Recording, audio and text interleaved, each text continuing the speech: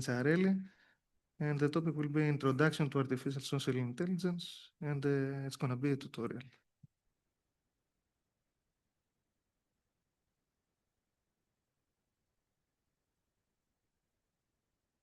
We can go. Okay, so sounds like we are good to go.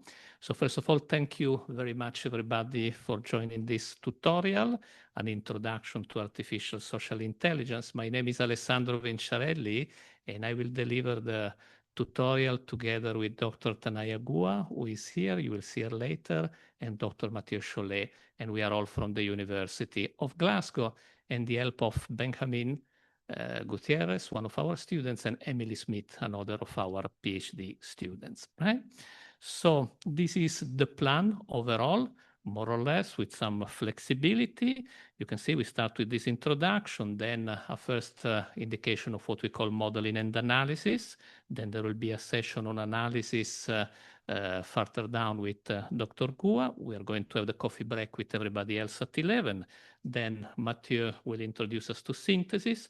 And then at the end, we plan to have a little bit of space for those who will be interested for debate, discussion, etc. Right? And then at the end, a few words of wrap up.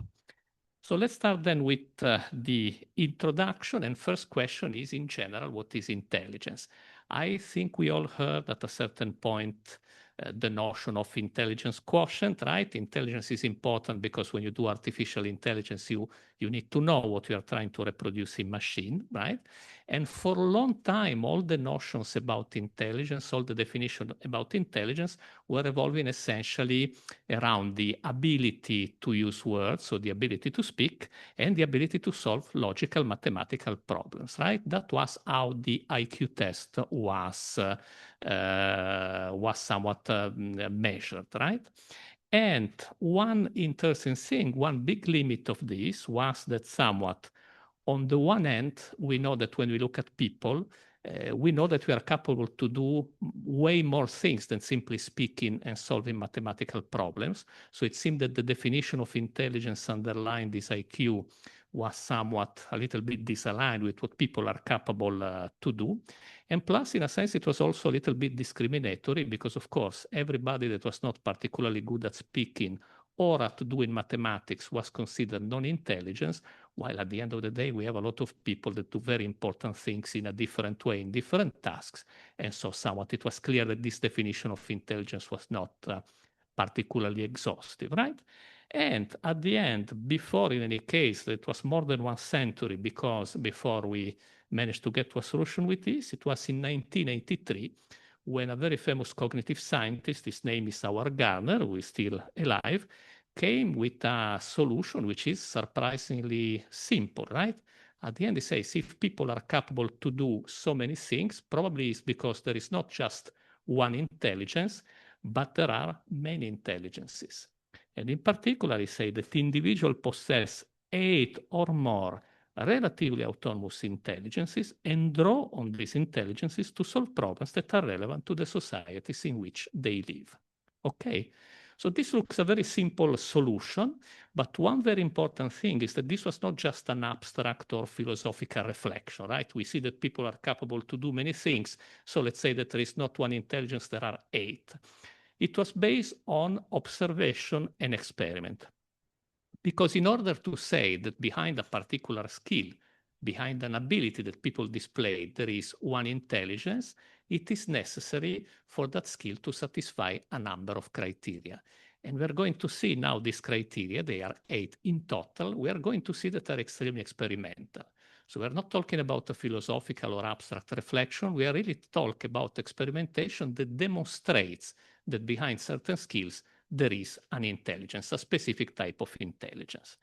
So first criterion, isolation. Isolation means that people can be very good at doing something and very bad at doing something else, right?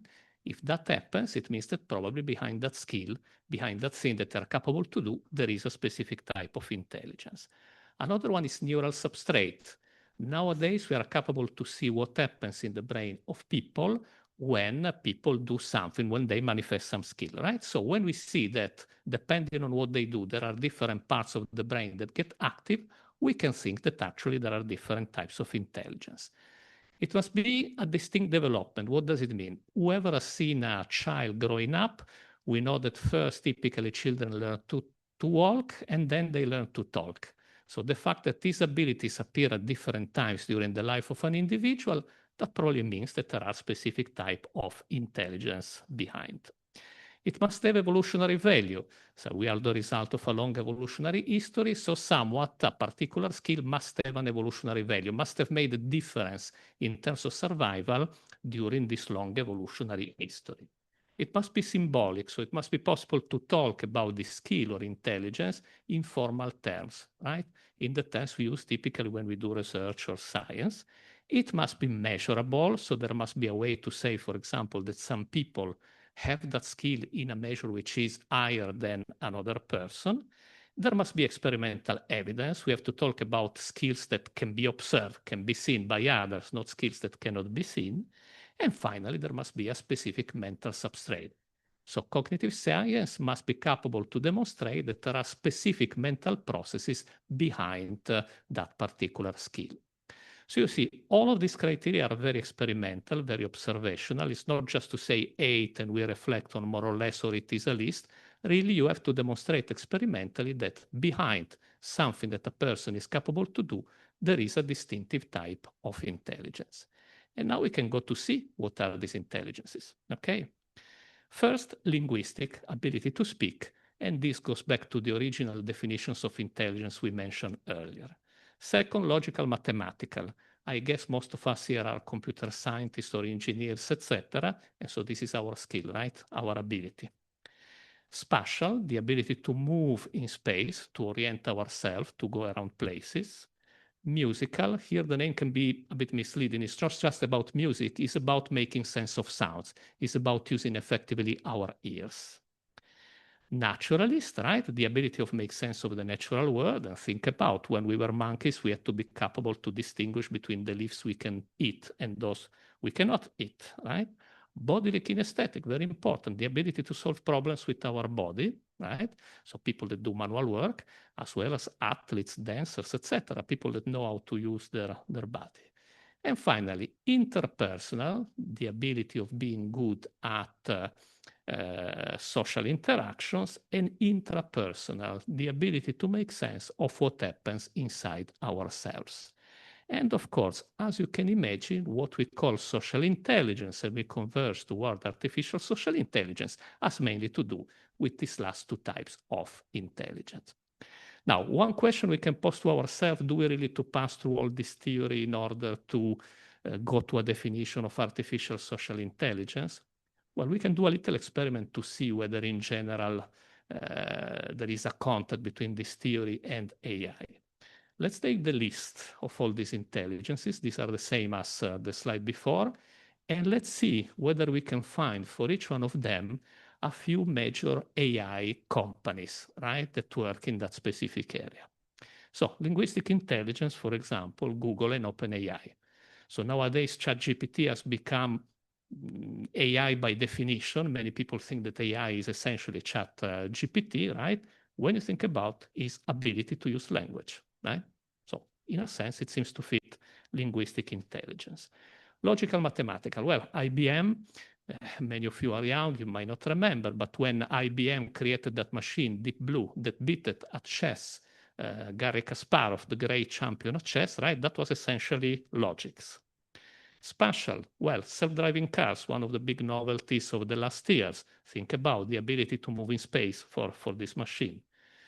Musical, Shazam and Spotify. I think we all use it every day, right? This is not just a repository of music. This is the ability to identify our own taste and propose music we like.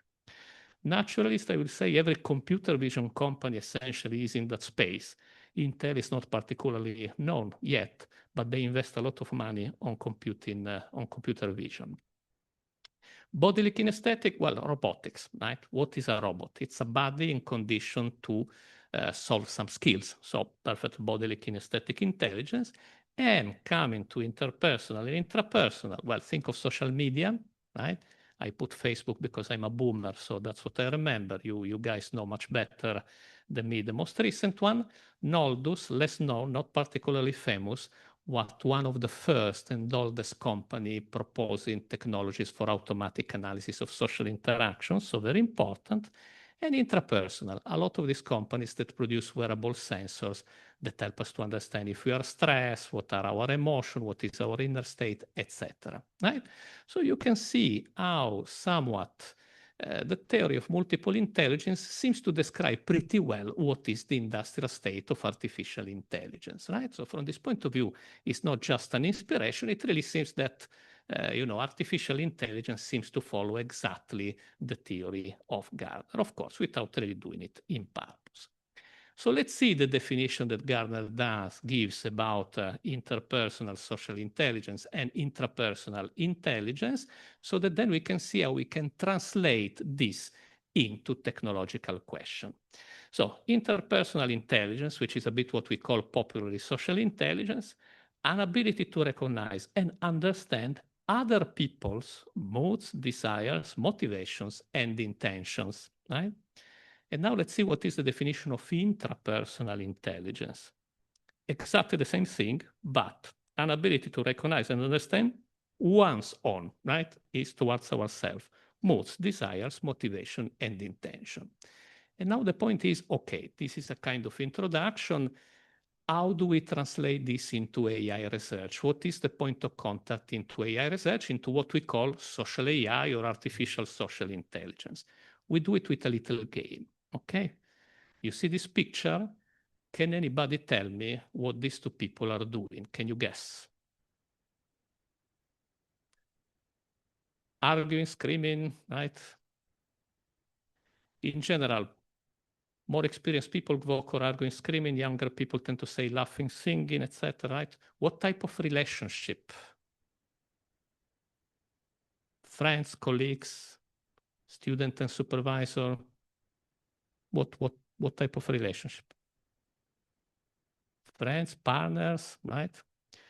Now, funny thing of the game is that we don't know what the answer is, and we don't know who these guys are. We don't know what they say. We don't see their faces. We cannot hear their voices. Still, we all feel pretty much confident in interpreting at quite a high level, from a psychological point of view, the picture, right? And how do we manage to do? Well, we tend to focus pretty much on what people say with our attention, but there is a lot of nonverbal communication going on. And we, as humans, are very much sensitive to what we call nonverbal behavioral cues, and we sense them, and automatically we interpret them in terms of social signals, so in terms of the relational attitude that people display to one another. So let me go a bit deeper into this. When we talk about nonverbal communication, we talk about three main elements. The nonverbal behavioral cues that we have seen in the slide earlier, right? And there are so many different nonverbal behavioral cues that they were grouped into 5 major classes, the codes. Physical appearance, the way you look like, face and head behavior, expression, movements of this type, voice behavior, which means everything in speech except words, gestures and posture, gesture, spontaneous thing, and not like this or like this. This is closer to language, more this type of movement we don't think about. And space and environment, think about. You go to an organization, the bigger your office, the more you are important. So there is some social meaning in space. And nonverbal communication is a natural phenomenon. So third important element are the functions that nonverbal behavior plays, right? Because in nature, everything has a function. And here we see a very little list, a very short list of what psychologists consider to be the most important functions, right? Forming impressions. Most of you never saw me before, right? I'm trying to speak in a way that conveys a good impression of being smart, competent, etc. Expressing emotion, right? You are happy, you smile. A relational messages is what we have seen in the picture, is the type of attitude you show, being friendly, hostile, warm, cold, etc., etc. Deception management, so nature considers to be important that we lie and that we understand what others lie to us. And finally, power and persuasion, right? It is important to understand who is above us and who is below us on a social verticality scale, right? And so, how can we translate this problem into technological question, into AI? Because at the end, that's where we want to get, right? What is social AI? What is artificial social intelligence? Well, we can do it in two fundamental ways. One is this one. We can replace the person on the left with a machine that can display nonverbal behavioral cues. And the fundamental question here is, can we automatically synthesize, generate artificial nonverbal behavioral cues that fulfill those functions? So can I make that robot look happy or sad or friendly or hostile, etc., through nonverbal communication, right? And Dr. Mathieu Chollet, after the coffee break, will tell us how this can be done. And this is one set of problems. The other one is we can replace the person on the right with a machine. And the big technological questions here are, can that machine automatically detect nonverbal behavioral cues? And can that machine automatically interpret nonverbal behavioral cues in terms of those functions? So can that machine understand if the person is smiling, is gesturing, is happy, is sad, etc.? And these three problems, these various problems, essentially is what we call artificial social intelligence, or the more popular name is social AI. So essentially we have three problems, right, that we address in this domain. The first is modeling, is to investigate and outline principles and laws underlying human-human and human-machine interactions. This is mostly the work of psychologists because social AI, as we have seen, is quite an interdisciplinary domain, right? But essentially, this is one important problem in the domain. If you don't understand that, you cannot imagine to do good social AI.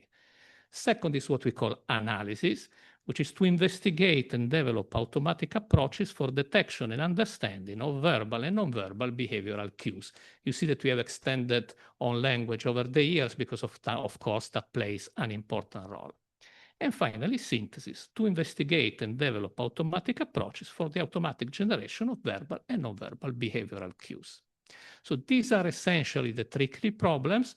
Of course, the latter two are those who have the biggest technological component, but one of the messages we're going to send, and one of the things we will have to explain, is that somewhat you cannot do this well without taking into account the first problem, so without integrating some form of psychological knowledge about the problems you analyze. Why do we like to do artificial social intelligence? This is a beautiful answer. If AI systems are indeed ever to walk among us, they'll have to be able to understand that each of us has thoughts and feelings and expectations, and they'll have to adjust their behavior accordingly. This comes from the World Economic Forum, so it is in 2016 where AI was really started to booming, right? And this was seen really as a bottleneck towards AI becoming part of our life. And we can see further confirmation. This is the UK Government Office for Science. Tasks that are difficult to automate will require social intelligence. Again, the point is that if you really want to have AI in the life of people, machines need to be to a certain extent, social intelligence. And finally, the next wave of computerization will depend on overcoming the engineering bottlenecks related to creative and social intelligence. Again, you see that roughly 10 years ago, all these quotes go back to this time when AI was really becoming the big thing it is today. There was this clear understanding that social intelligence was a bit of a bottleneck if we want AI to become something that everybody uses, right? And think about personal digital assistant, ChatGPT, etc., are built in such a way that they look a bit socially intelligent. If you are curious to go a little bit deeper into the type of areas that are addressed, you can go to this website. By the way, the slides will be made available on the repository of the school, so you will have possibility to access them and to see a little bit the various activities. And let's say, we can think of social AI as a niche in the more general field of AI. We share, of course, a lot of aspects with all the other AI activities, but let's see what are some main specificities of the field that we are going to go through, that we are going to see, and that I think are at the same time challenges, but also the main element of interest in the domain. One, that it is about machine as much as it is about people, right? It is a technical discipline, it is technology, it is AI. However, you always need a good degree of psychological knowledge. It's very interdisciplinary. And if you like to be interdisciplinary, I think that is a very good chance. Data collection is part of the experiment, right? We tend to think of data as something that, okay, you grab a benchmark from the literature, you do experiment without thinking too much what the task is about. As long as you get a performance higher than anybody else, you are happy with your approach. Here, the data is never such a simple thing. You really need to produce the data and create data that help you to do good social AI. And we are going to see examples of this. Insight is as important as performance, right? It's not just about getting a 1% extra performance, accuracy, recall, whatever it is. It is also about understanding the problem you are analyzing. And so from this point of view, it's always an interesting thing. Subjectivity and ambiguity, you know how important it is in data to have ground truth. Here we will use ground truth always between quotes because all the types of phenomena we are going to consider somewhat are always characterized by subjectivity and ambiguity, right? And there are different methodologies to deal with it. In particular, Dr. Guha will go through that. We'll spend time to really show what that means from a research point of view and how to deal with it, right? But this, of course, is not the case in object recognition where a car is a car, right? There are no doubts about. Here, whether a person is happy, it's a little bit more of a difficult thing. And finally, cultural differences. We are in a very international environment, right? So the same type of social phenomenon is manifested in different ways depending on the culture. And the same type of behavior, verbal or non-verbal, is interpreted in many different ways in different cultures, right? So this is an important component that we have. Okay. So this closes this first introductory. I hope it made it clear what social AI is about and what we are going to talk about for the rest of the tutorial. But I think we have time for some questions, if there are any. Can you assist with the friends online in case there are questions? And I will deal with the people here. Any question? Any curiosities or discussion? In the meantime, I will switch to the next slide so that we can move to the first part of the tutorial.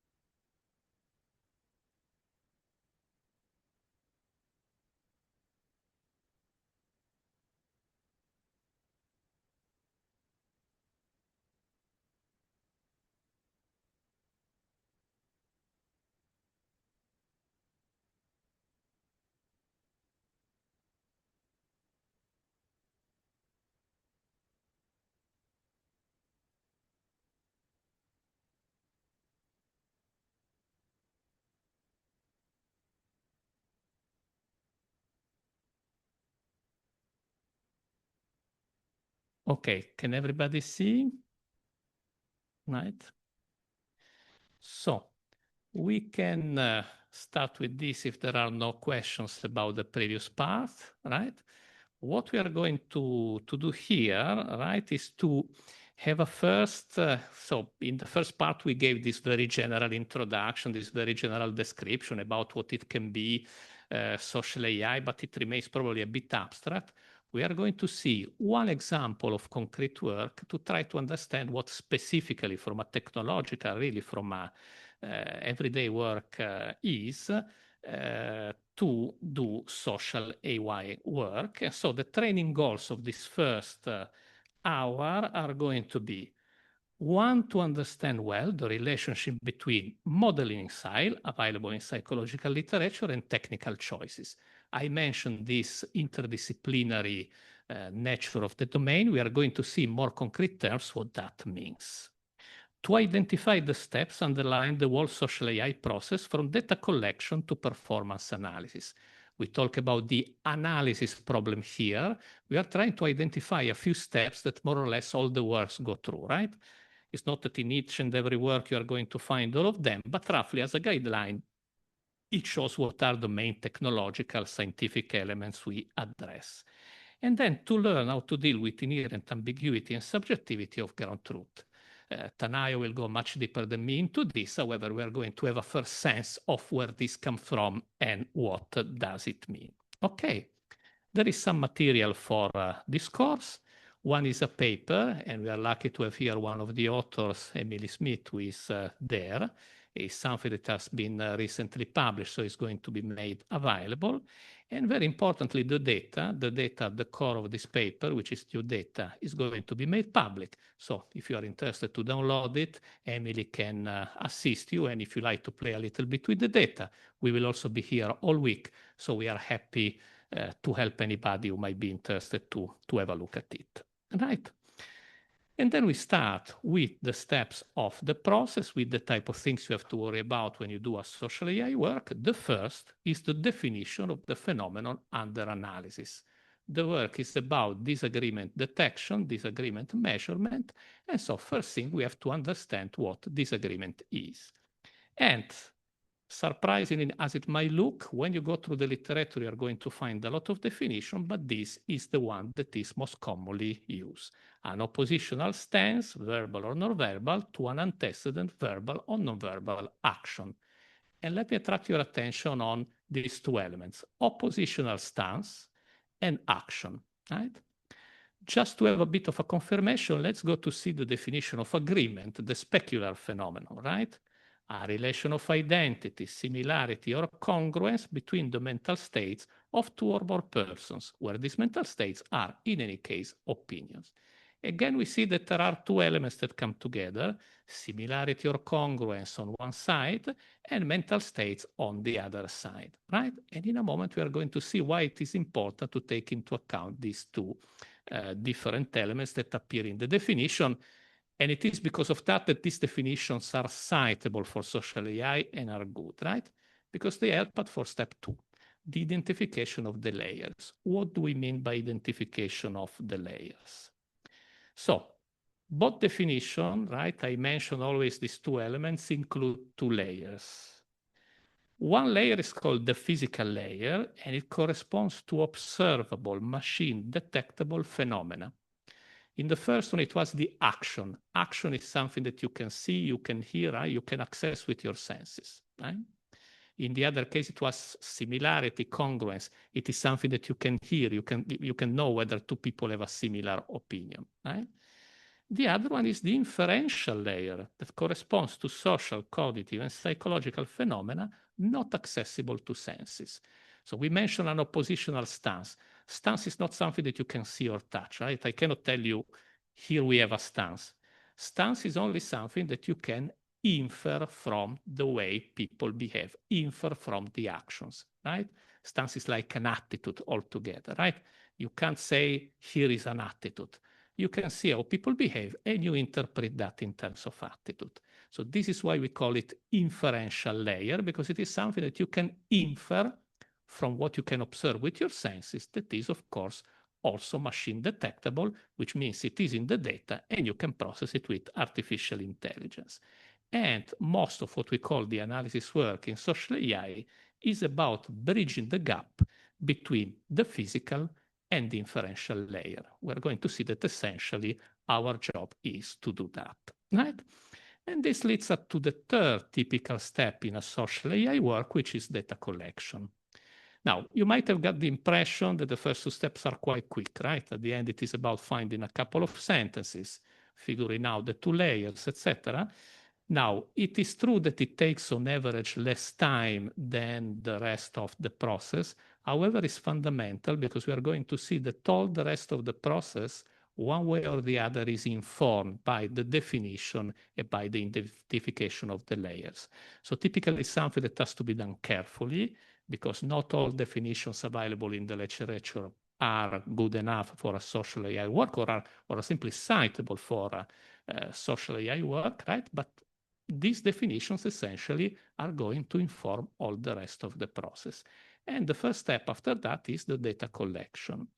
I mentioned earlier that data collection in the case of social AI is part of the experiment. You cannot imagine to do good social AI if you do not collect data that help you to analyze effectively the phenomenon under investigation. And in our case, it was to try to produce some disagreement between people.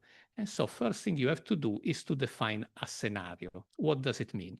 Typically, in our experiments, you call people to the laboratory, you put them together, you ask them to do something, and you hope that that something that they do is going to stimulate the phenomenon you want to observe. So in our case, we needed to ask people to do something that stimulated some disagreement, right? And so you define a scenario that in our case is called the winter survival task. It's not something we invented, it's very popular. It has been used for many years by NASA to select astronauts, so it's something that is quite solid, it has an history. And the very important thing we are going to see is that it's designed in such a way that it lets social dynamics to emerge.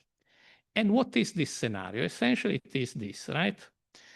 The idea is that you bring together people. In our case, we bring together pairs of people, dyads, right? Two people that have never met before. And we tell them, okay, you have a task. This task is that you must help the survivors of a plane crash in a polar area during the winter, right? These people crash with a plane in northern Canada, there is snow, there is cold, etc. And essentially they tell you that they have found 12 items in the wreck of the plane, and somewhat your goal is to tell them what are the objects that are most likely to increase their survival chances. Because they have to move on there, they can bring with them, they can carry with them a number as small as possible of these objects, right? And so you have to pick the ones that really can help you to survive. Now, you can see that this is a type of situation nobody is familiar with. So in the discussions in general, it's not about expertise. It is a totally, none of us really knows about this, or at least only a minority of us knows this. So at that point, whatever is the solution they find typically is the result of social and psychological phenomena, much more than a result of expertise.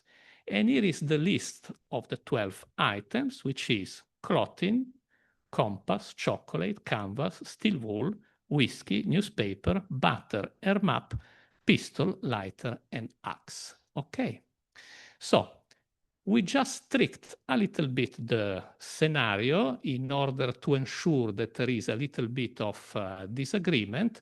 Rather than simply bringing the people together and having them to address the task, we organize it in this way.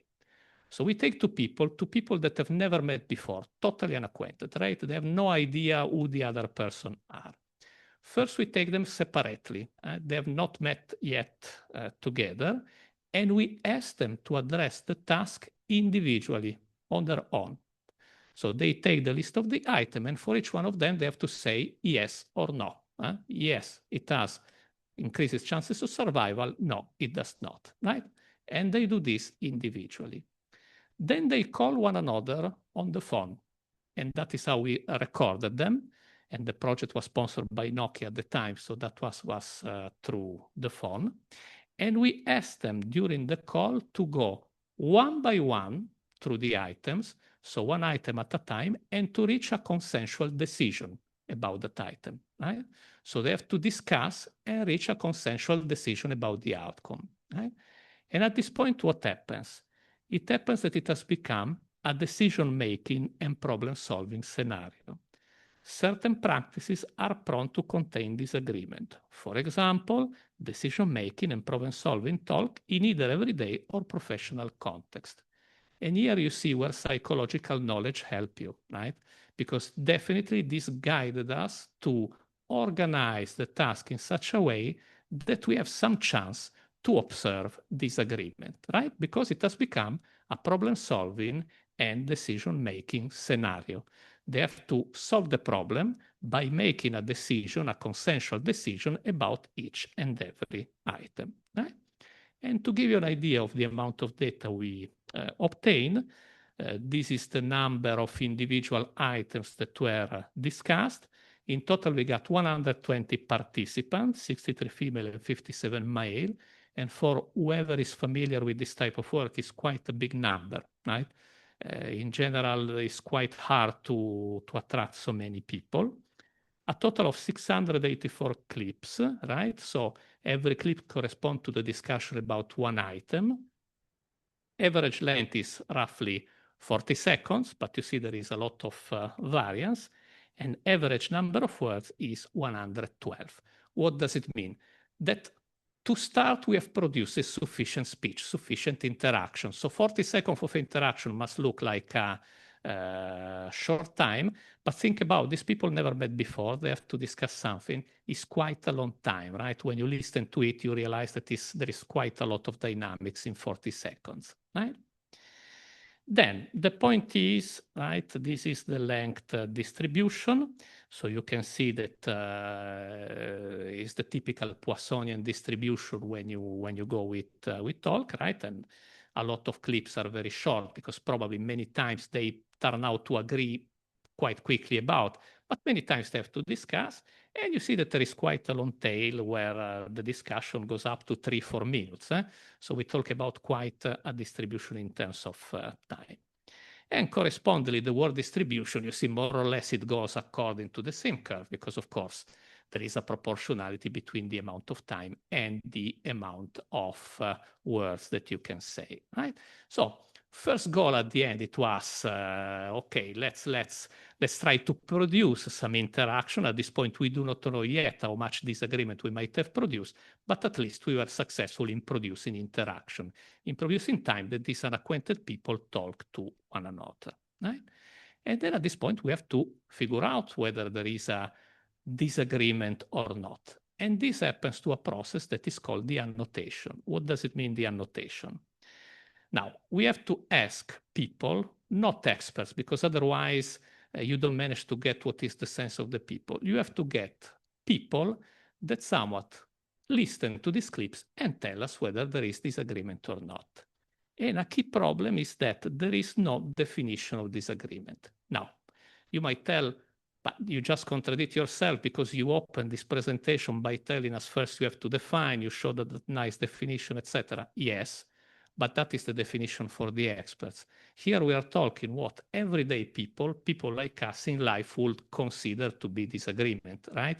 So we can't tell them it is an oppositional stance because how many people know what is an oppositional stance and verbal, non-verbal action, etc. You can't do that, right? You have somewhat to just ask people whether there is disagreement or not, but you have to do it in such a way that somewhat you do not introduce biases, right? So what we did is that each one of these 684 clips was annotated by 10 different people. And what we asked, it was a slightly different task. It was to tell us, what do you think is the percentage of time they spent in disagreement? So you see, you shift the attention from what is disagreement that people will start maybe to overthink to how much time do they spend in disagreement? You move the attention, right? Because in that way you get something that is a bit more spontaneous from the people. And the 10 ratings, so you have 10 people, each one of them will say a different percentage.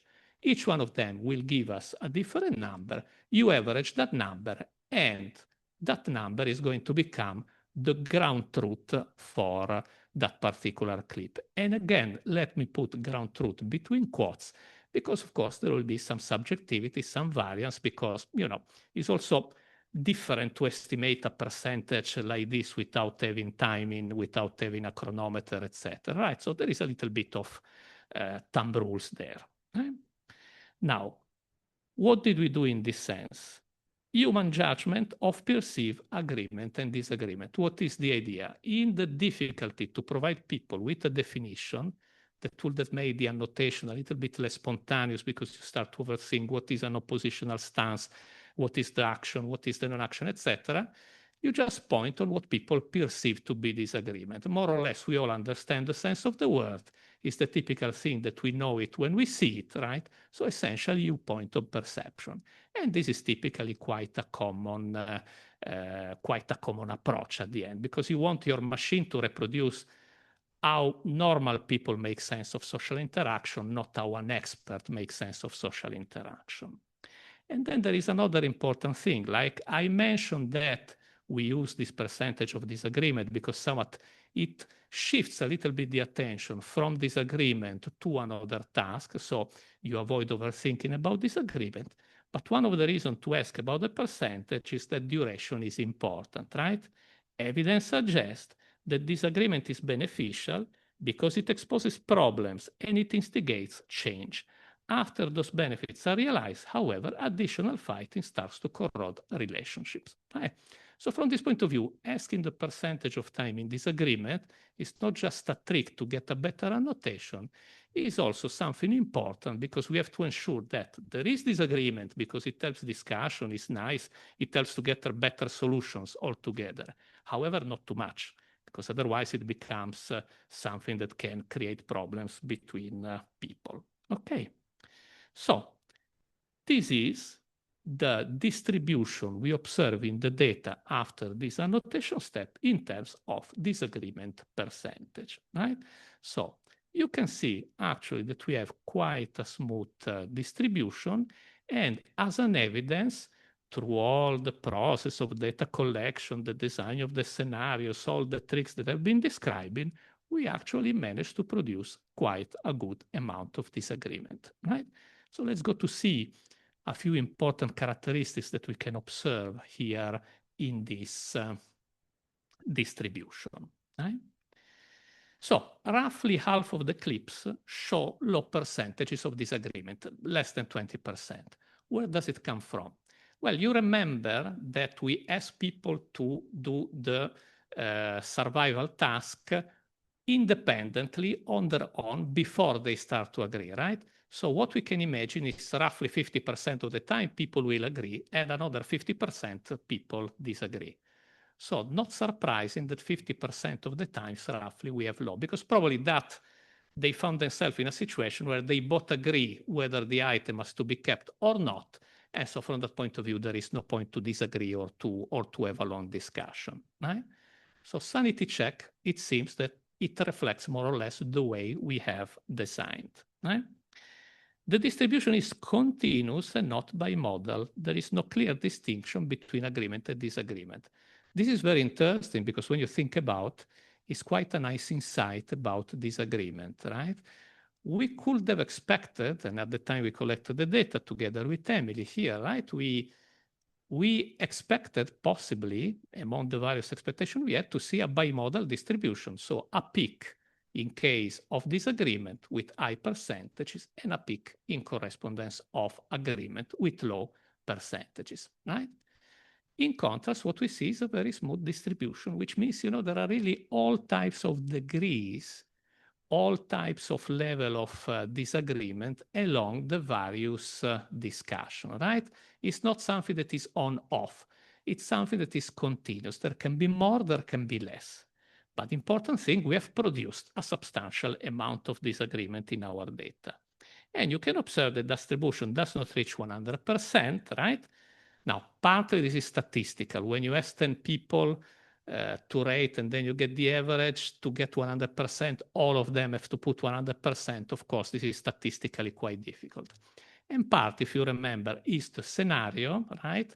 We ask them to get a consensual decision, and getting a consensual decision means that at the end, at a certain point, they agree, right? So from that point of view, once again, this is a sanity check because it tells us that more or less the data reflects the way we have designed the task and the scenario. Okay. Now, we mentioned the ambiguity, we mentioned the subjectivity. Imagine what it is to ask multiple people to give you a percentage. For sure, there is a lot of variance. You can still check whether people, however, are consistent. Now, I know that Tanaya will go a little bit deeper than that, But one way to check that is to use coefficients like this one. The Spearman-Brown coefficient is called reliability, which is an interesting number. There n is the number of raters, 10 in our case. Rho is the average correlation between different raters that have rated the same item. And you can see that this number goes between 0 and 1. It is 0 when the correlation is 0, the average correlation is 0, which will mean it is a random annotation, right? Very bad. It is 1 where there is a correlation of 1 between all our charges, an average correlation of 1. And everything in between, right, it means it tells us whether there is good consistency or not. Typically, the threshold for the data to be acceptable is considered to be 0.7. In our case, we got 0.87, which tells us that in one way or the other, while being a difficult task to estimate a percentage, more or less our raters were consistent. Maybe they didn't give the same number. However, where there is more disagreement, they tend to give higher percentage, right? Which ensures that the number we are now trying to predict with artificial intelligence, which is the percentage of disagreement, somewhat actually is not a random number, but is a number that reflects the perception, the sense of disagreement that these people have, right? So the minimum number of necessary raters typically depend on the correlation. When you have a very high correlation between raters, a few raters are sufficient, you get a good number.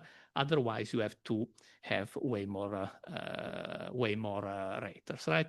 But on average, 10 raters is enough to get to a point. Again, if you collect the data properly, if you do a good job from that point of view. High reliability suggests that different raters interpret the data in the same way, which is what we wanted to say. It was to get a sense that, you know, people actually, they all have the same idea, roughly the same idea of what disagreement is, right? And this is interesting because, remember, we didn't give any explicit definition of the phenomenon. So this really reflects the common sense of people that rated the data. And at this point, we can get to AI, right? We have done this long work. You can see where essentially the point is to create data where disagreement is available, right?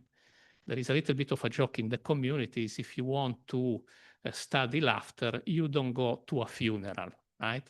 So you always have to ensure that in your data, you have a chance to see the phenomenon that you want to observe.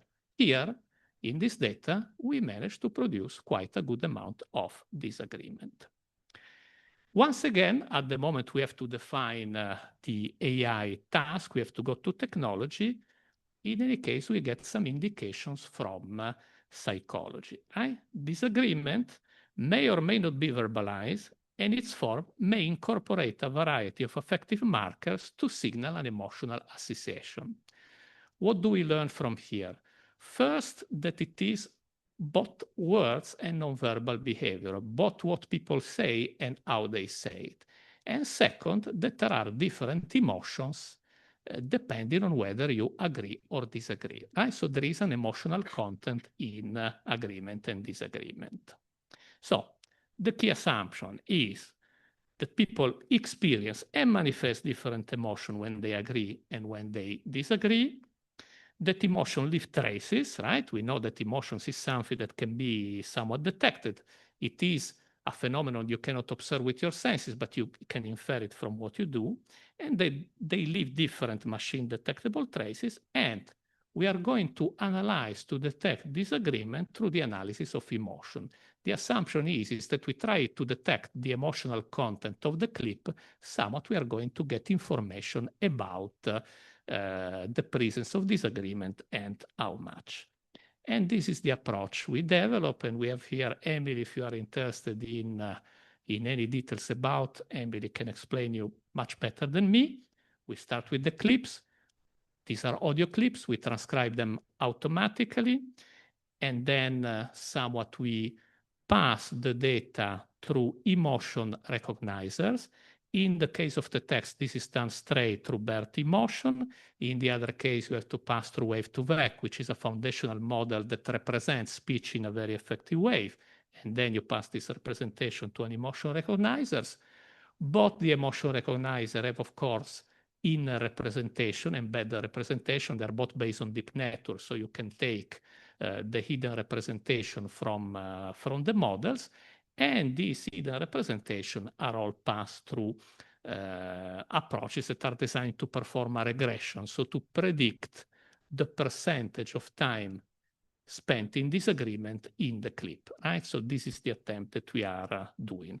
And you can see in the picture the structure of this regressor, right?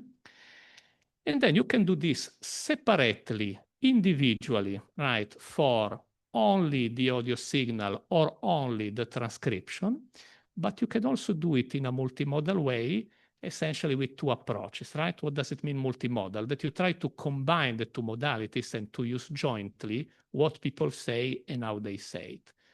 One is to take the hidden representation of the emotion recognizers, concatenate them, and pass them to the same regressor, right? And the other one is to take the hidden representation of the regressors, concatenate them, and pass them to a regressor. And by the way, the regressor is always built in exactly the same way, right? So from that point of view, we have the two unimodal approaches, one based on the audio signal, one based on the transcription, and then two multimodal approaches that combine into different ways the two types of information. These are the results that we get. You see that the best approach we get, and it is a difference that is statistically significant with respect to the others, is with the first multimodal approach, so the concatenation of the inner representations of the emotion recognizer. You see that we have a mean absolute error of roughly 9.7. It's always difficult to assess this number, right? Remember that we are measuring a percentage here. So it means that roughly there is a 10% difference between the real and actual, the real percentage and the percentage predicted by our approach, which fundamentally means that when you think that it is 40 seconds, the average length, which means that on average we make a mistake of 4 seconds, which is not that much when you think about, right? I mean, it's not something that transforms a clip where people have been fighting all the time into a clip where people have never been fighting, right? Easier to assess the correlation that you see on the last column because the correlation is associated to a t-test variable, so you can test whether it is statistically significant, and it is in all cases, and you see that in that particular approach we get a 0.52, which is quite high correlation when you think of how complex the process is, how much subjectivity there is, how much noise there is. Still we managed to reproduce a substantial amount of the variance between the two, right? So overall, we can say that it worked. Not only there is disagreement in the data, but we managed to automatically measure it, right? Final step, the performance analysis. We have to understand, right, there is always a bit of a doubt. Yesterday we had a very interesting course with Professor Peters, right, where there was this repeated invitation to consider the mathematics of our models, because it is only by knowing the mathematics that you know what you are doing, and so you can really understand the results of your experiments.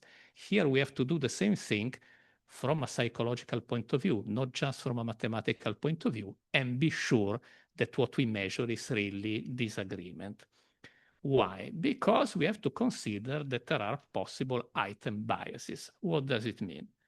So we didn't say anything so far of whether for all items, all 12 items, more or less people always agree or disagree 50% of the time.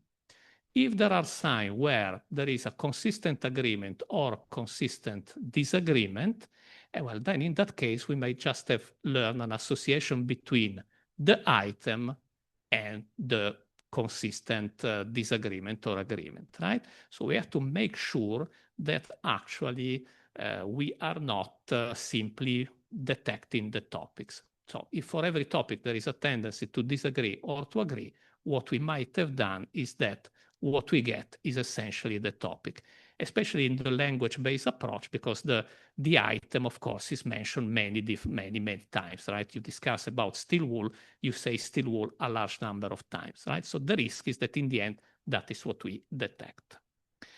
And while in the case of audio, probably there is less sensitivity to this aspect, in the case of language, it is something we have to be very careful about. So what did you do? Okay, we have to measure this. So first of all, we introduce a concept, which is the relative entropy, right? Imagine a probability distribution. You have a certain number of mutually exclusive events.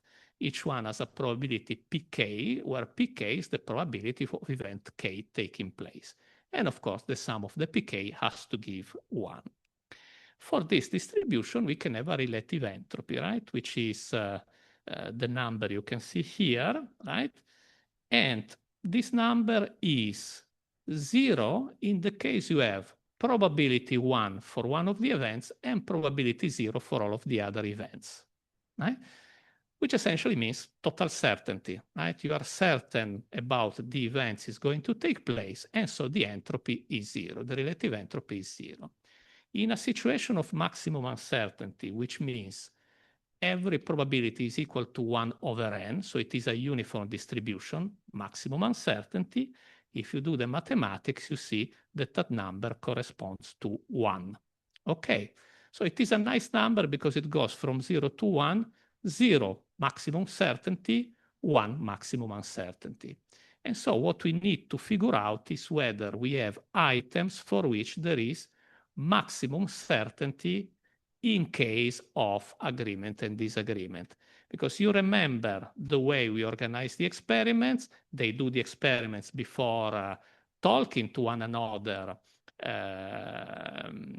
independently. So we know when they agree at the beginning, we know when they disagree at the beginning, and so we can estimate the probability of agreeing or disagreeing around a topic, an item, and correspondingly, we can get the relative entropy corresponding to every item, right? And ideally, if there is low entropy for a certain item, there is a risk that what we are learning is simply the association between item and agreement or disagreement, right? So in the case of two events, agreement and disagreement in our case, this is the expression of the relative entropy, and somewhat once again, this is how we organize the experiment, so we can estimate the probability of agreement and disagreement because we know what is the fraction of times they agree at the beginning about an item and the fraction of time they disagree. So we can use that as probability of agreement and disagreement. And when you plot the relative entropy as a function of the probability of disagreement, this is the curve you get. And now we are going to see what is the position of the various items along this curve, right? Clotting, you can see quite high probability of disagreement. People disagree a lot about clotting, so low entropy. Compass, chocolate, steel wool, butter, canvas, air map, whiskey. Whiskey, you know, experiments were conducted in Scotland. Whiskey, we are going to see as quite a prominent position in the experiment. Axe, lighter, pistol, and newspaper, right? So what do we get? Well, we have four items where actually the entropy might be relatively low, right? I mean, we can see that the probability of agreement or disagreement is the probability of disagreement is well above 50%. But then we have all the other 8 where essentially we are around 50% and entropy, the relative entropy is well above 0.95. So we can see that for most of our data, actually, there is sufficient uncertainty to say that what we are learning is not the association with the item. What we are learning is really the percentage of disagreement. And we can see what is the minimum absolute error.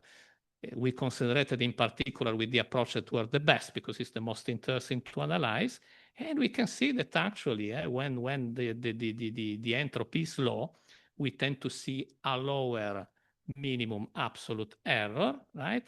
And you can see how the biggest minimum absolute error, we have it in correspondence of whiskey, right? Once again, cultural factors, right? We are in Scotland in this experiment, so whiskey is something that suscitates quite a lot of debate, right? Interesting thing, you see, of course, what we can expect. Higher error when we have higher entropy.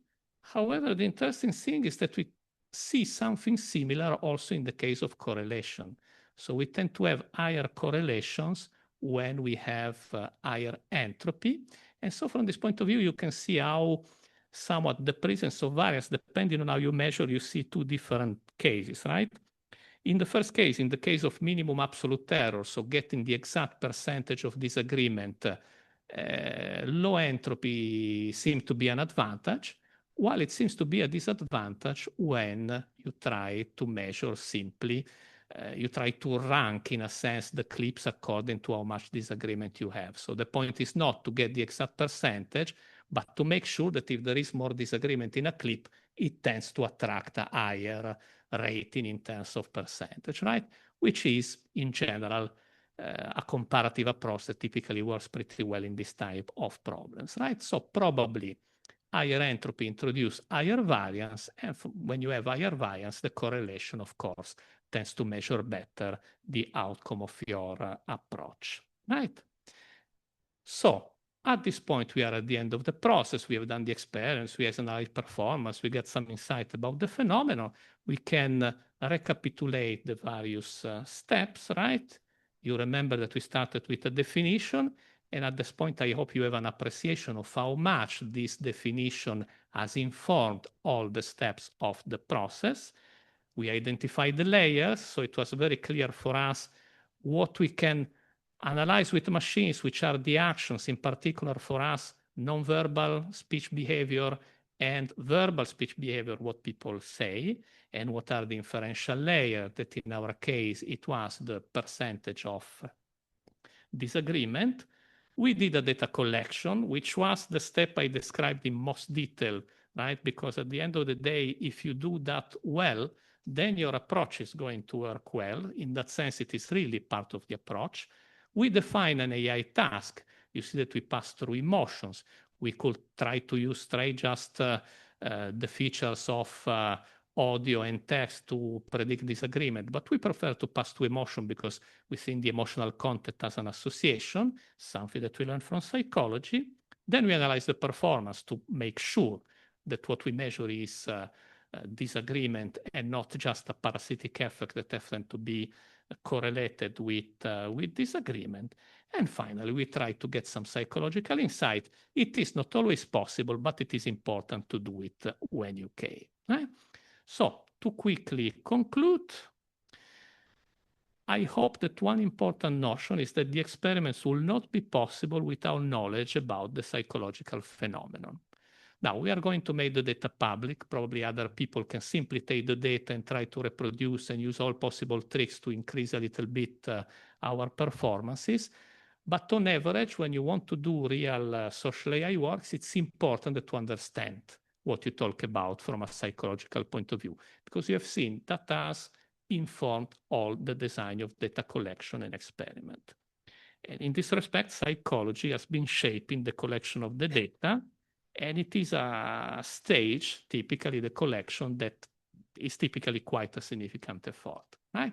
Then, in many cases, we work with existing benchmarks. I think Tanaya is going to talk about at least one very important benchmark for emotional recognition, but somewhat, the collection of the data is important, and the existing of benchmarks further confirms that point. And at the end, what we call analysis, what we've been trying to do, when you think about from a technological point of view, is to bridge the gap between observable behavior, what we call the physical layer, and its interpretation. We use what people do, what people display, what is machine and detectable evidence of the phenomenon in order to interpret the data in terms of disagreement. Okay, thank you very much. And I think we have time maybe for one or two quick questions. In the meantime, maybe Tanaya, you can start setting up your machine.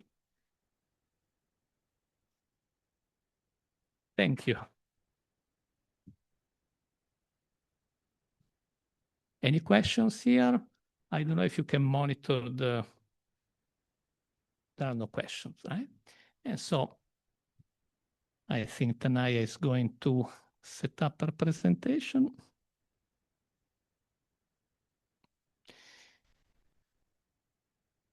In the meantime, I can somewhat profit. Is anybody here in the room that is familiar with this type of work? Is it the first time you hear about?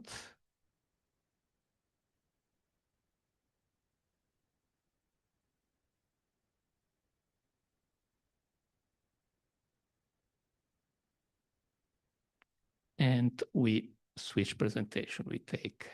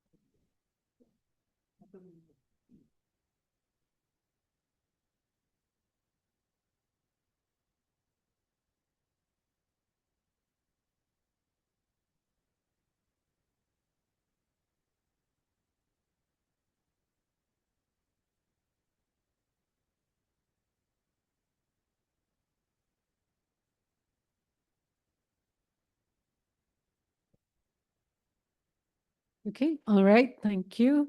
Thank you, Alessandro, for this great introduction to social AI. And I'm going to talk about emotion AI, which you can consider as a subfield of social AI. So before we begin, just was wondering what's the different background people have. Anyone not from computing science or electrical engineering? What's your discipline? Sorry, physics? Okay, anyone else? Okay, everyone is in computer science or electrical. Okay, so by the way, feel free to stop me if you have any questions at any point. I don't mind if I'm interrupted. So here we go. Okay, I'm going to talk about emotion, as I said. So I always like to start with this quote by Minsky, which motivates perfectly why we should study emotion in a computational perspective, which says it's not the question whether intelligent machines can have emotions. It's the question whether machines can be called truly intelligent if they do not have emotions. So that's a great motivation, at least for me. I truly believe in that. And if you're wondering who Minsky is, he's one of the pioneers of AI, probably currently a professor at MIT. And he had many awards, including the Turing Award. So you can, of course, read some of his books and lectures also. So with that motivation, let me distinguish what is the main difference between when we are talking about emotion versus any other task, for example, an object recognition task. So if you look at this image and if you use, let's say, YOLO V8 or something, it will identify this bounding box. And probably most of us here will agree that that's a dog. There is probably no confusion there, no difference of opinion. However, how about this image? How many of you think this is an expression of happiness? Okay, nobody. How about anger? No, some, one. Neutral? Okay, some people think it's a neutral expression. Okay, so this is ambiguous, right? This expression itself is ambiguous. It does not clearly expresses whether it's surprise or happy or somewhat neutral. So this is definitely one problem. with emotion or expressions, which is one of the ways we express ourselves. So sometimes these are ambiguous. That's how human emotions are conveyed. And here's another example to basically tell you what's the difference between an object recognition versus this kind of task. So if you look at just this cropped face, what do you think will be the emotion of the person? Anger, some nods here and there.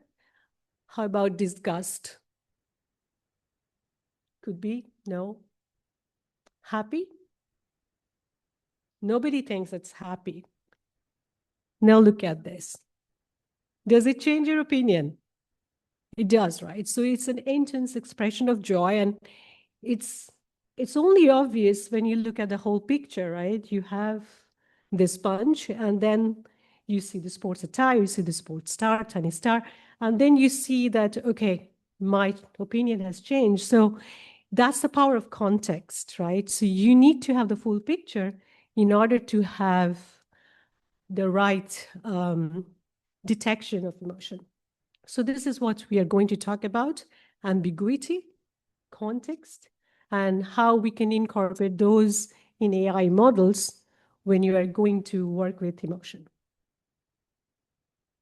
So before we start talking about AI, I have a very quick overview of the psychological part of emotion, the emotion theory, what emotion is, what happens. So emotions are not random events. We feel emotion when there is something that triggers that emotion. That could be an event, that could be a behavior, even could be memory or some object that you might feel very strongly about. And those different types of events will trigger some emotion, and they're multi-level of appraisals. And after that, there are different type of responses that we have within our body. One of those is action tendencies, which is a precursor of behavior, for example, intent, for example. Then you have physiological responses. For example, if the event is like you saw a bear on your hike, and then your physiological response might be increased heart rate or other things as well, maybe high adrenaline rush. And then you also have some responses through motor expression. So it could be like a scream, maybe, if somebody is really scared. So all these different types of responses that your body goes through, and they're integrated in our brain, and we experience some feeling, which is still nonverbal. We are not expressing it, still we're feeling it. And then maybe at a later point, when you are probably at a safe place and you have time, you're telling the story to your friend, and then you start labeling that emotion, how you felt. Then you have the labels, you have the categorization. So these are the different stages of an emotion episode. Now, why this is hard, right? Why, if you want to understand this computationally, why this becomes hard? So the difficulty here is that a lot of these things are latent. We have no way to observe them, or we have no way to measure them.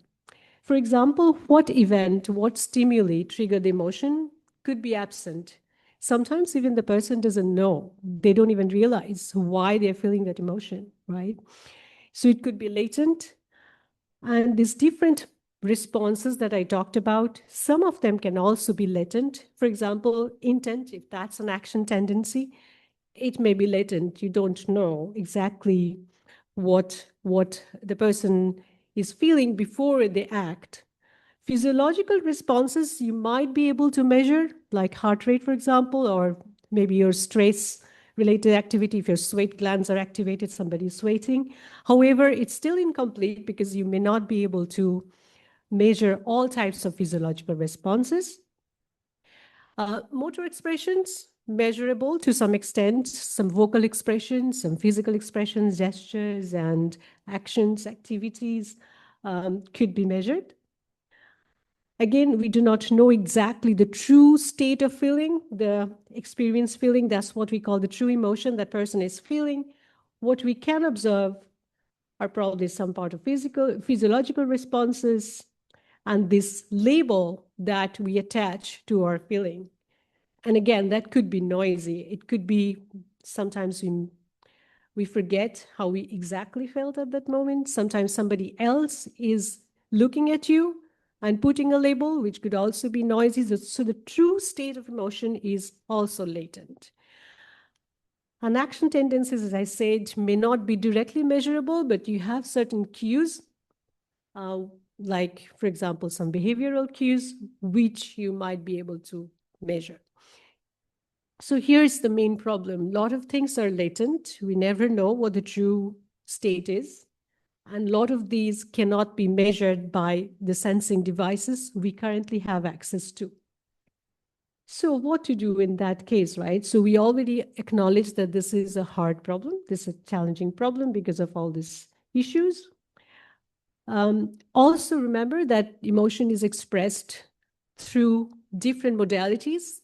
By modality, I here mean that through different ways that we express different, like our facial expressions, gestures, vocal expression. So all of these different cues, they together convey an expression. And that can also be difficult to measure at the same time due to technical problems or otherwise privacy issues, perhaps. So those were one, like how emotions are conveyed, they're produced, and how they're perceived. So that's the other side of the emotion AI or computationally understanding emotion. And here I have an encoder-decoder model of emotion production and perception. And this is very important because this is how most of the data sets are created. And this is what we teach AI to learn. So let's see what actually happens here. So we have some events that trigger emotion. So you have the encoder here is someone who's producing the expression, let's say me. And the decoder is someone who perceives and make a judgment. What you were doing looking at those faces in the first slide, right? So the encoder state, my true emotion, is unknown to you. And then that is manifested through some cues, maybe a smile or a laughter that you hear. And that is expression, that is a cue that is observed. So this is a latent variable. Do we have like a light here, like a laser pointer? No.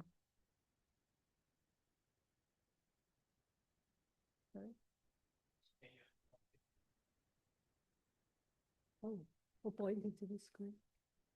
Here. Pointed to the screen. This screen. Oh. If it does, because No, it doesn't show up. the Zoom, right? So that is not. But you can try to use the. Oh, there's also show that. Ah, no, again, here you can do it here. The cursor shows up there. Okay, great. Thanks. Okay, so the encoder states here, which is being manifested. This is a latent variable, and this is what you observe. Now, this is based on this observation, somebody is making a decision whether the producer encoder is feeling sad or happy. However, the decoder is trying to understand this latent variable, but they don't see it directly.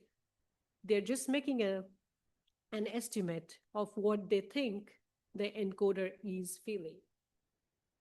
And the decoder's judgment is also influenced by their own state. Maybe they had a hard day, they're just annoyed, and their judgment is influenced by that. So the whole point is that this encoder state is latent. We never know what exactly is that. Self-reports are also noisy. If you ask someone how they feel, sometimes they themselves cannot tell you exactly. And the decoder's judgment is noisy. Now that brings back to our main discussion. So these are the problems. This is your unknown context. We do not know the events, what triggers them. That creates the context, which is unknown. Then you have wrong or incomplete measurements due to having multiple modalities, not being, captured properly. And then here you have subjectivity, which is due to the person's, their own biases, their own cultural influences, and environment, right? So these are the complexities of understanding emotion through AI. But now let's see what people do at this point. What's the most common approaches? Okay, before that, I'll go here and then come back to this one. Sorry. So the most common AI approaches these days are something like this.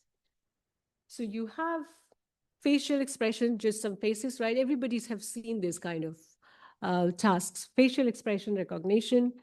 You put static faces of people, you pass it through your favorite CNN or, any transformers, and then you get one of these 6 or 7 predefined categories.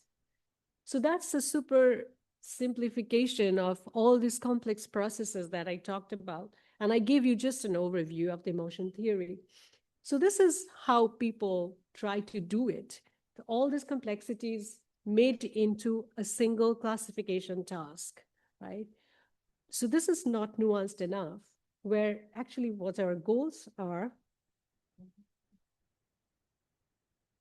To a previous slide. It just goes in one direction.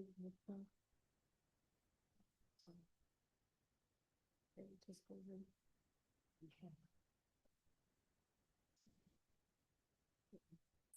This one is just going in one direction. Sorry about that. So that brings us back to the goal. So what we are trying to do here is trying to get to the level of like how humans see emotion and what they do. We're trying to mimic that. That's what we try to do with artificial intelligence. So humans, they can understand others' emotion. There is some biases, some differences, but majority humans can understand emotion. They can express appropriate emotion and can also adapt to the context. So emotion AI, which is the way you use AI to understand people's emotion, it should also be able to do the same things. Now, whether it does that or able to do that now is the question. So as I already said, right now, we have very simplistic system. We just considers it as a classification. If you're being a little bit more sophisticated, then they will probably add a video where you have a little bit more motion and then do the same thing. Other common systems, if they have access to voice, they will add the voice, what people are saying, or they can transcribe the content of this speech, and they will do the same thing, right? So have these simple categories. So that's where I think the problem is, and we can improve if we are trying to get anywhere close to what humans can do. So why do you think the common approaches that I just shown doesn't work, given the information that I already gave you about emotion theory? Why do you think, where is the problem, you think? Anybody? Yes.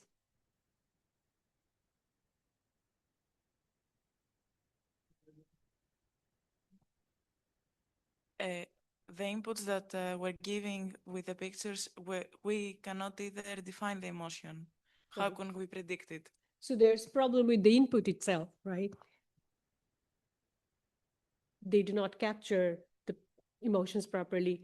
Any other parts of the model that you think is creating problems? Creating barriers? Anyone would like to say anything? Okay, all right. I think we probably all understand that there are problems at every kind of component, whether it's the input, whether it's the kind of output that you're trying to get, like simple categories, or how you are designing the whole system. So here are the main challenges if you try to simplify a complex process like emotion to a simple classification task. So the data, as was already pointed out, the data labels, they're often very much acted. They're not ecologically valid, which basically means that it's not reflecting the real scenarios, right? Then we also have a lack of context, which we already talked about a little bit, because you're not giving it the full picture for one reason or the other. Of course, it brings complexities into the model. However, that's important for this particular task. And that could be the event that is triggering the emotion. We don't know that. The measurements, if it's not multimodal, that could be an issue. And also you're not giving the input of the environment or the history or any cultural background, which also affects how we perceive emotion and how you express emotions. And also the fact that expressions can itself be ambiguous. Even if you're from the same culture, if you know exactly, if you're in the same environment, even then, this is just the nature of emotion, how we express it. Sometimes this is ambiguous. And the subjectivity there is in the perception, depending on who's looking at a face or hearing a speech, that will change the label. So these are the main challenges that we have, and these are not being addressed if you just keep using emotion recognition as a simple classification task, feed in some facial expression images and get one of these labels. So let's see if we can improve on those things and how to do it. So I'm going to talk about 3 of these challenges, and I will not have time to talk about others, but we'll be happy to discuss around lunch or coffee break if you're interested. So let me first talk about ecological validity, which is preventing us from taking these kind of AI, like emotion understanding, to the real world. Most of the data sets, so okay, one more thing is that I'm probably going to use speech emotion as a running example, just because I'm more familiar with speech emotion, and that's what I have done a lot of work on. But a lot of these things are applicable to other emotion-related tasks as well. So this is basically an example from a very popular speech dataset from USC, University of Southern California, EMOCAP dataset, where they have 2 people talking and they record their speech and some facial movements, and they try to understand the emotion conveyed through speech. Now, the problem with this dataset, which is probably the most popular dataset, along with a few other popular datasets like RAVDASE and CREMAD, these datasets are all acted. Either they're acted by actual actors or researchers themselves, or they are in a controlled lab setting. Even if they're spontaneous, they are in a controlled setting and people are asked to mimic some expressions or things like that.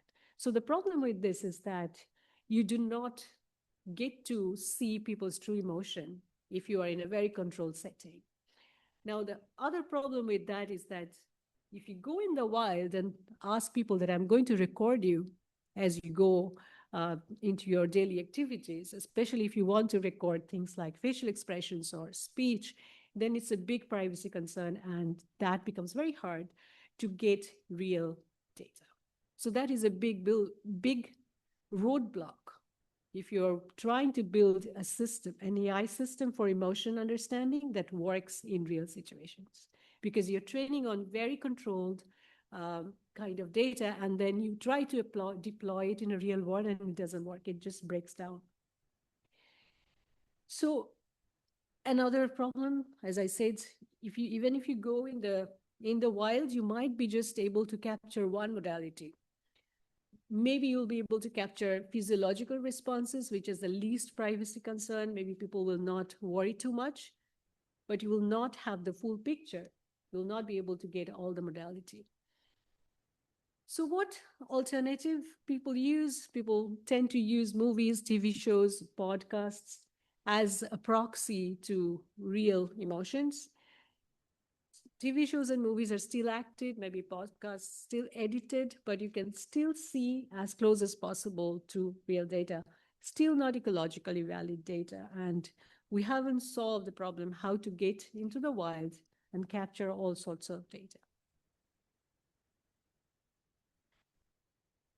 Oh, these are just for your reference, MSP podcast and MSP Improv. These are more of the ecological valid speech motion data sets that are there if you're interested. And then let's talk about the labels. So previously we saw that most people just use this basic 6 or 7 emotion categories. Like they're very simple to understand. They're very simple to deal with if you're doing a classification task. However, they are very simple. And these kind of pure emotions, we hardly express. You don't see this kind of full-blown emotions among people, like people being super happy and having a broad smile. I mean, that doesn't happen in real life, right? So if you try to use more labels, like if I have this emotion wheel over here. I don't know if you can read some of these labels, but you will see that there are many labels there. Like, for example, there's disapproval, remorse. But you can give these labels as well, but then it becomes hard to do the classification because these categories are highly correlated.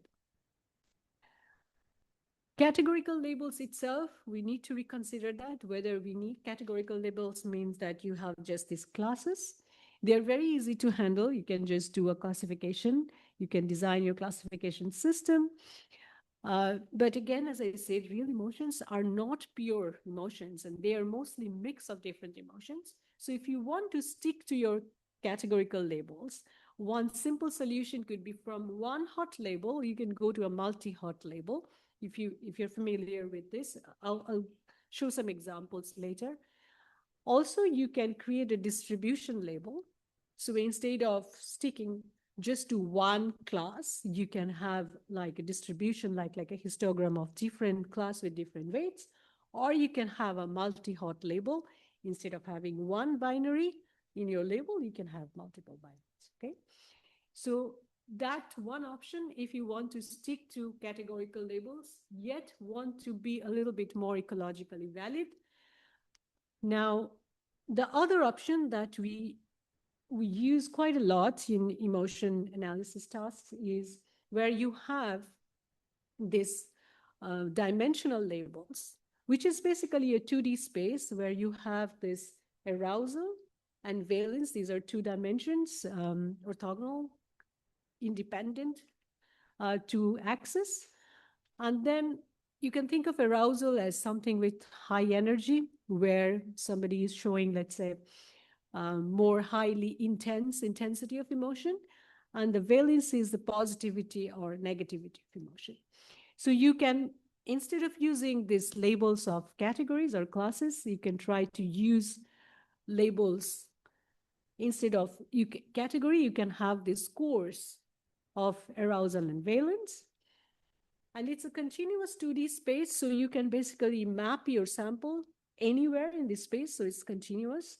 However, that creates problem for the annotators. If you ask somebody to just put it in anywhere in the space, you can also have more fine-grained annotations. There's a possibility, but it has an overhead of taking too much from the annotator. So instead of one classification label, now you can have these 2 scores that are usually bounded between -1 to 1, or you can have 0 to 1. It's up to you how you design it. So you will then have a regression problem to solve with 2 outputs, right? So you will have these two labels as your output instead of one category. And it's a little bit more nuanced because now you have a continuous scale. So this is another option if you don't want to use the categorical labels. Now, another way of having your labels defined is it involves ordinal nature of emotion. So what some researchers have observed is that humans may not be very good at giving an absolute value to a sample, let's say to an emotion sample from speech, but they're good at comparing. So instead of asking people whether this is happy, whether this is arousal 0.5, you ask people to compare two samples, right? So for example, if you ask your annotator, does sample B sound happier to you than sample A? Or if you want categorical, if you want dimensional labels, you can say that does sample A sound more aroused than sample B? And this way, if you continue doing through all your samples, you end up with a ranking, okay? So that's your label. Instead of having specific categories, specific regression scores, scores to regress, you end up with this kind of ranking. And then you can use your ranking algorithms to solve this, to train your model. Affect rank is one of such tools that let you do your emotion annotation using this ordinal labeling process. And if you want to solve ordinal label-based emotion recognition task, then preference learning, which is basically a type of ranking, is one of the preferred methods. So if you're using categorical labels, you do classification. If you're using dimensional labels, you use regression. If you're using ordinal labels, then use ranking or preference learning. So very quickly, what preference learning is, we're not going to go into the details, just overview. So it's a subfield of supervised learning because we are asking people to have pairwise comparison between every two samples. So let's say we have two pairs of sample that could be two speech samples, could be two faces, whatever you want. And let's say you want to see whether A is preferred over B or not. So you basically want to have some formulation that can end up with ranking, right? So if you want, you can have your feature extractor, let's call it phi, and then you can formulate it very simply as a problem of you extract the feature phi, right? So phi A here. And then this is the feature coming from B because we are looking at this expression, A being greater than B. So you take a subtraction, and then this is your hyperplane. It's just like linear hyperplane here. And then you want this to be greater than 0 because that you started with your preference is A over B. And then if you form this, and then you can learn the hyperplane using very simple methods like rank SVM. Of course, you can use your deep learning models as well now, but this is as simple as that. You can alternatively try to learn a function which will take these features from sample A and the features from sample A, and they will map them to a certain score such that you maintain your preference, right? So you have your features extracted here, and your features extracted from B here, and you learn the function in such a way that it maintains this preference. Now, this function can be, if you want to use, you can use a simple parametric function like a Gaussian, or you can make it learnable if you're using a deep neural network. So this is a simple overview of preference learning, basically some ranking, that's what it is. But the main novelty is in how you create the labels. Okay, so before I go into this part, any question so far? No, anything online? Okay, all right. Okay. Okay, so let me start with this part of ambiguity. So that's definitely another big problem, how we handle ambiguity in emotion. So what do I mean by ambiguity? This was touched upon a little bit by Alessandro in his talk before. So ambiguity, you can understand that in the context of machine learning, that is a disagreement in labels, in annotation. It can be due to the subjectivity of emotion perception, or it could be just because the emotion itself is ambiguous. Now, what happens these days, like most studies, they will remove these ambiguous samples from their data set. So whenever they see that there's a huge disagreement among the annotators in some samples, they will remove the samples. So they consider ambiguity as noise, and they will try to remove noise. And that will result into a big loss of data and annotations. As you can understand, data is precious and annotations are costly, they're expensive, they're time consuming. So we do not want to just remove the data. And more importantly, when you're dealing with emotion, this perceptual differences, that is natural, right? And that's very important to retain, because we want to understand, if we understand emotion, we have to understand that it can be perceived slightly differently by different people. So the perceptual differences are not noise. So you want to retain those information so that this disagreement can be modeled. Is there any way we can model this disagreement in our AI algorithms? So we must develop techniques in order to handle this kind of ambiguity. Either you model it or you utilize this ambiguous samples in some way to train your AI models.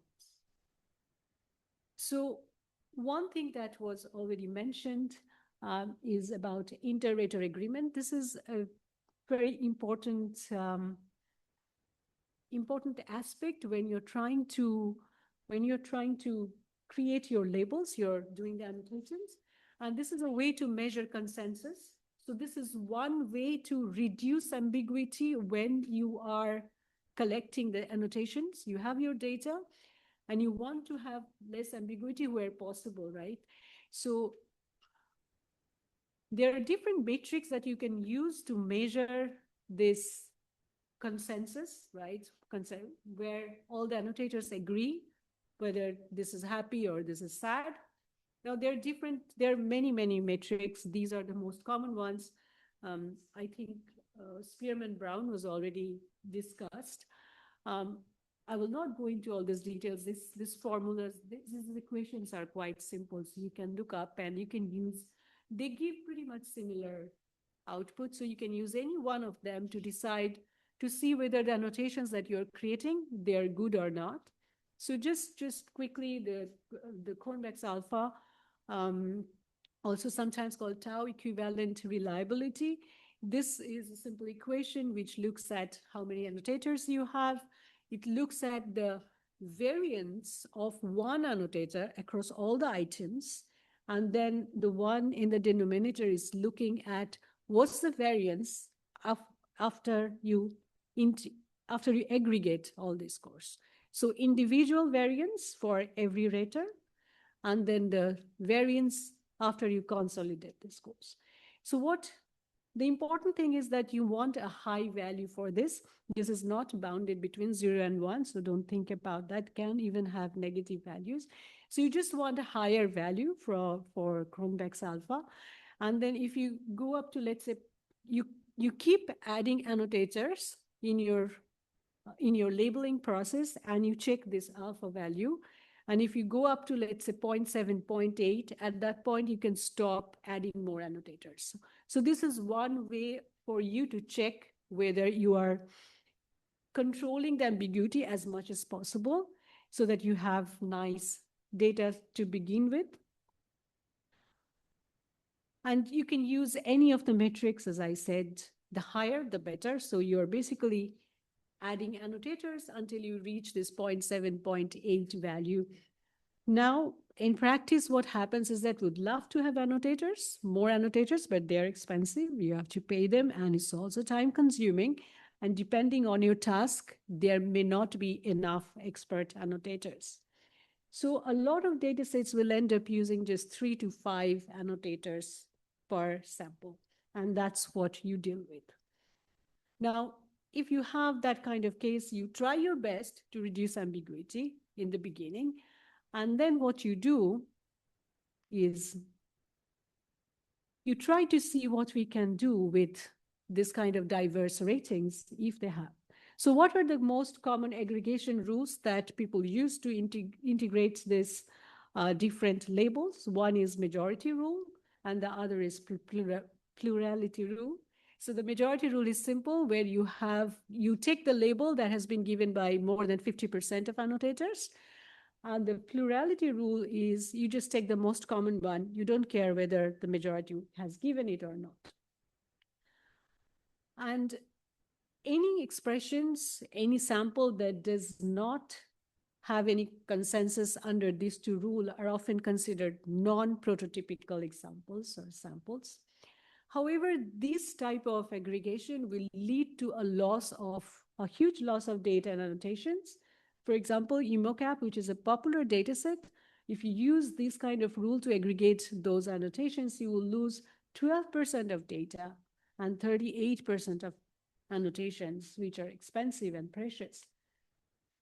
One more rule that people use is called all-inclusive rule. It has other names as well. I'm just using the term that has been used in this paper that I've cited here, but it can have other names. Very simple idea. You use all the annotations and you create a distribution-like representation just by creating a histogram, counting how many said happy, how many said sad, and then you normalize them to get a distribution.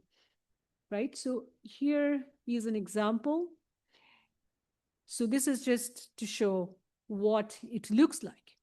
So let's say I have 4 classes, neutral, angry, sad, and happy, and I have 3 samples, and 5 annotators have given their ratings for each of the samples. The first one here has 3A, which angry, and 2 sad.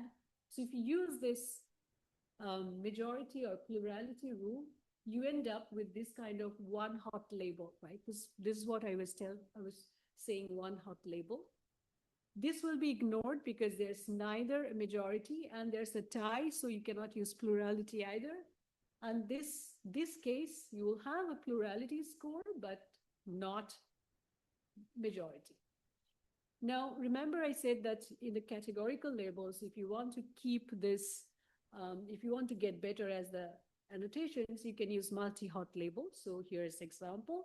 So you keep both the anger and sad as your label. So you have this vector as your annotation. Same for this one. You keep neutral, anger, sadness, all of them. Here you have all. Now here's the problem, right? This one treats the fact that this is greater than this sad annotation. It does not reflect that. This is giving both anger and sad the equal weight, which is not reflecting the actual annotations. So simply what you can do is you can just normalize these numbers by the total number of annotators you have, and you get your distribution like annotation, which is called a distribution label. And that is what the all-inclusive label is also doing. So one thing to observe here is that when you have ambiguous emotion labels, what will basically happen is this.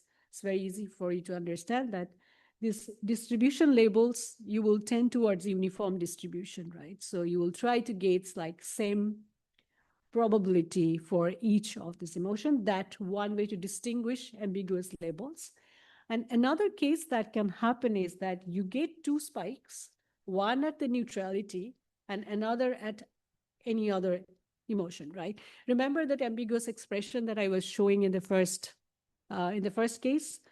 A lot of you thought that's neutral, and then there was also a hint of some other emotion. So that's how you can define ambiguous expressions if you're using distribution labels. So here, this one tend to be more ambiguous, right? Because you have kind of more of an uniform, I mean, not exactly, but still like you have closer to an uniform distribution than the others. I'm mindful of time, but do we have a couple of more minutes to finish this section, maybe? Okay. All right, so the distribution label is what is being used in all-inclusive rule, but this paper, they do it a little bit more interestingly than just using this distribution label for training and testing. So what they do is they use this distribution labels for training. However, for testing, they use a threshold. The thresholding method is very simple. If you use this 1/c as your threshold, where c is the number of classes you have, and if it's above this threshold, then you consider it 1 or 0. So you basically convert your distribution label back to the binary label. So they train with distribution label, but they test with binary labels. That's what they're doing. And does it work? So let's see. So this is what the results suggest. So this is a good comparison with different types of labels that do not consider ambiguity and labels that do. So if you do the training with labels with all-inclusive rule, AR rule, and then you test with whichever you like, either MR or plurality, all-inclusive, in all cases, you will end up getting better results. So no matter what your final test set is, how it was created, if you do the training, considering the ambiguity, considering these distributions, you end up getting a better result. So these ones are F1 scores. I forgot what's in this parenthesis, but this is basically the point. This one just shows that how the labels look like, right? So this is what I was saying, that during the test, this distribution label is converted back to a binary label by AR test. So they train on this kind of labels and test on these kinds of labels. But whichever label you choose, you get better result if you train with this distribution-like labels. So that's the takeaway here, that you can use distribution labels for your training. Do not discard them. But when you're testing, feel free to use whatever you have, because you might not have distribution labels. Okay, so are you over 11? Shall we come back to it, or? Just have in mind that 11:30 we'll be back. Okay, I think this is just one slide. Let me finish this section, and then that will probably be easier. So I'll be quick, just maybe for 2 minutes. So another idea is creating emotion profile to handle ambiguity. So this is a method for expressing the variability that is inherent in annotation that we have already seen. So this is one way of creating emotion labels. What you do is you have an utterance. So in speech, utterance means a continuous sentence that is spoken without taking turns or without having a big long pause. So what they did is that instead of using the entire utterance as input, this is a bit older paper, but still very useful, you actually try to classify each word, not the language, but this one actually was done for speech. And then from the labels that you get for each word, you can create your distribution light label, which is called emotion profile here. And then another idea is that you can input the entire utterance. What you do is you do multiple binary classification. So every time you ask, is it angry or not, happy or not? And then you consolidate the confidence scores that your classifier gives for each of these cases. And that creates an emotion profile.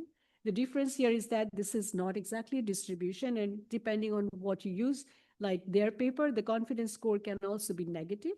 But if you make them positive, then it can be seen as a distribution histogram-like thing. So this is another way of keeping the ambiguity among annotations intact so that we do not discard them, and we do not so that we do not discard them, and we keep the original nature of how emotions are perceived. Okay, so I'll stop here. I don't know, Alessandro, if we have time, then I'll come back here. If we don't have time, then we'll skip this part. Okay, so we have a break until 11:30. Yes, coffee break until 11:30.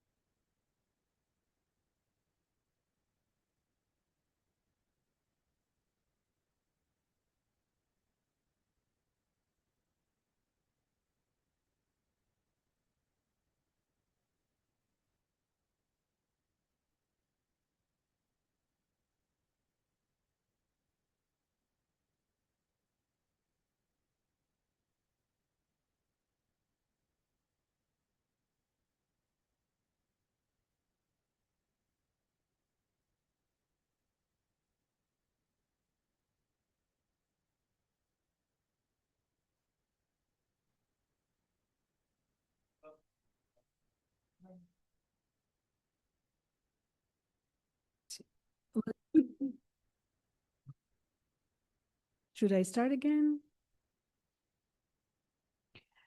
Okay, so we are talking about context, which is the last segment of this lecture. We have already seen that you need to put emotion within context, because without context, understanding emotion is very difficult. You can have completely different meaning than was actually intended. But unfortunately, context is a very wide concept, very varied. There is no well-accepted taxonomy. So it can mean anything about the environment, from demography, somebody's cultural background, any history between two people interacting. So it's also the dynamics, their relationships. So this is basically very difficult to model and very difficult to gather information about. It can even be unmeasurable or unknown. So that's the problem with context. What you call context, it can be also sometimes called metadata in some form, but that's quite wide. So what we don't know is what context entails, but what we know is that any contextual information that you can gather, and if you incorporate that within your model, that will definitely be beneficial. It can also be very important to reduce ambiguity. What's the most common way people model context? So the most common one is add a longer temporal window. I mean, that's what your GPT does, that's what all your model does. Just take a longer temporal window if you are dealing with temporal data, which is language, speech, videos, which are the common modalities, right? Beyond that, not much, right? And when you use a longer temporal window for the context of emotion recognition or emotion understanding, the question will be, what temporal resolution is relevant?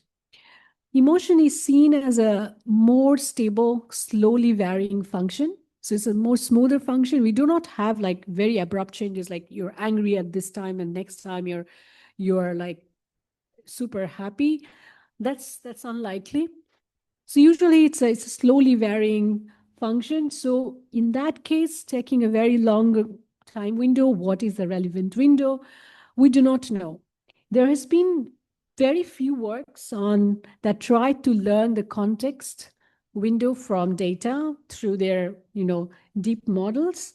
I mean, this is more of a recent work. However, that has not been shown to be very generalizable or very popular yet.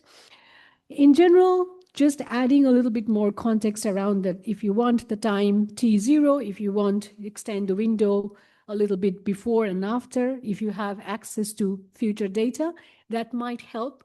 But that's a very crude way of modeling context. It's just one way. Another thing that people often do, if they can, is add another modality. If you have access to another modality which was recorded at the same time, you can add another modality. Now, whether they will bring complementary information or redundant information, again, something we do not know. And there's a very nice theory around how to model these different modalities. But that's sometimes hard to know whether it's complementary, whether it's redundant, whether it changes with time. So these are the best ideas we have so far for modeling context. So I'm going back to an old paper. I mean, I'm calling it old because in machine learning sense, it's quite an old paper, but this idea is very relevant. And they use the dynamic Bayesian network, but you can use your modern machine learning models. Maybe you can use a graph, a deep learning model, or graph transformers, whatever you like. So what they did here, they used context information. They captured it in terms of two things. One is how you model the emotion history of a person and how the other speaker that you're interacting with, how their state is affecting the current state. So the two things, the temporal context, of course, you have a longer temporal window, and then you also use the mutual influence of the speakers to model context. So what we have here is this, so this is a speech-based interaction. So you have two speakers. This is turn taking, speaker 1, speaker 2. This is time t-1, and this is the second time instant. You have again two speakers taking their turns. FA is the features that you extract from this turn, and then FB is corresponding features for sample B. Emotion A is the state of speaker A at time instant t-1, and this is the emotion state, the predicted emotion state of speaker B. Now, when you go to this point T, the actual state where you are interested in, what you're doing is you're taking into account how speaker B was feeling the time before, the turn taking instance before, and you're also taking how the other speaker is currently feeling to predict the emotion state of speaker B. Same way, the emotion state of speaker A is being influenced by their own state beforehand, and also because they're taking the turn, right? So also what emotion the speaker B was feeling before they had this conversation. So this is one way of measuring the mutual influence, because it's kind of a graph-based network, so you can explicitly model the connections, and that can help you capture some of the context.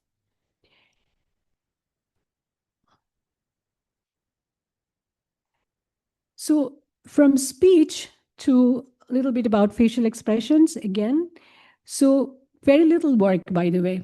I haven't seen a lot of context-aware work which goes beyond taking longer temporal window. So this work is simply a data set which is called Emotic, where they claim that, of course, what we have seen, that you need to see the bigger picture, you need to take the information about the environment in order to understand the emotion.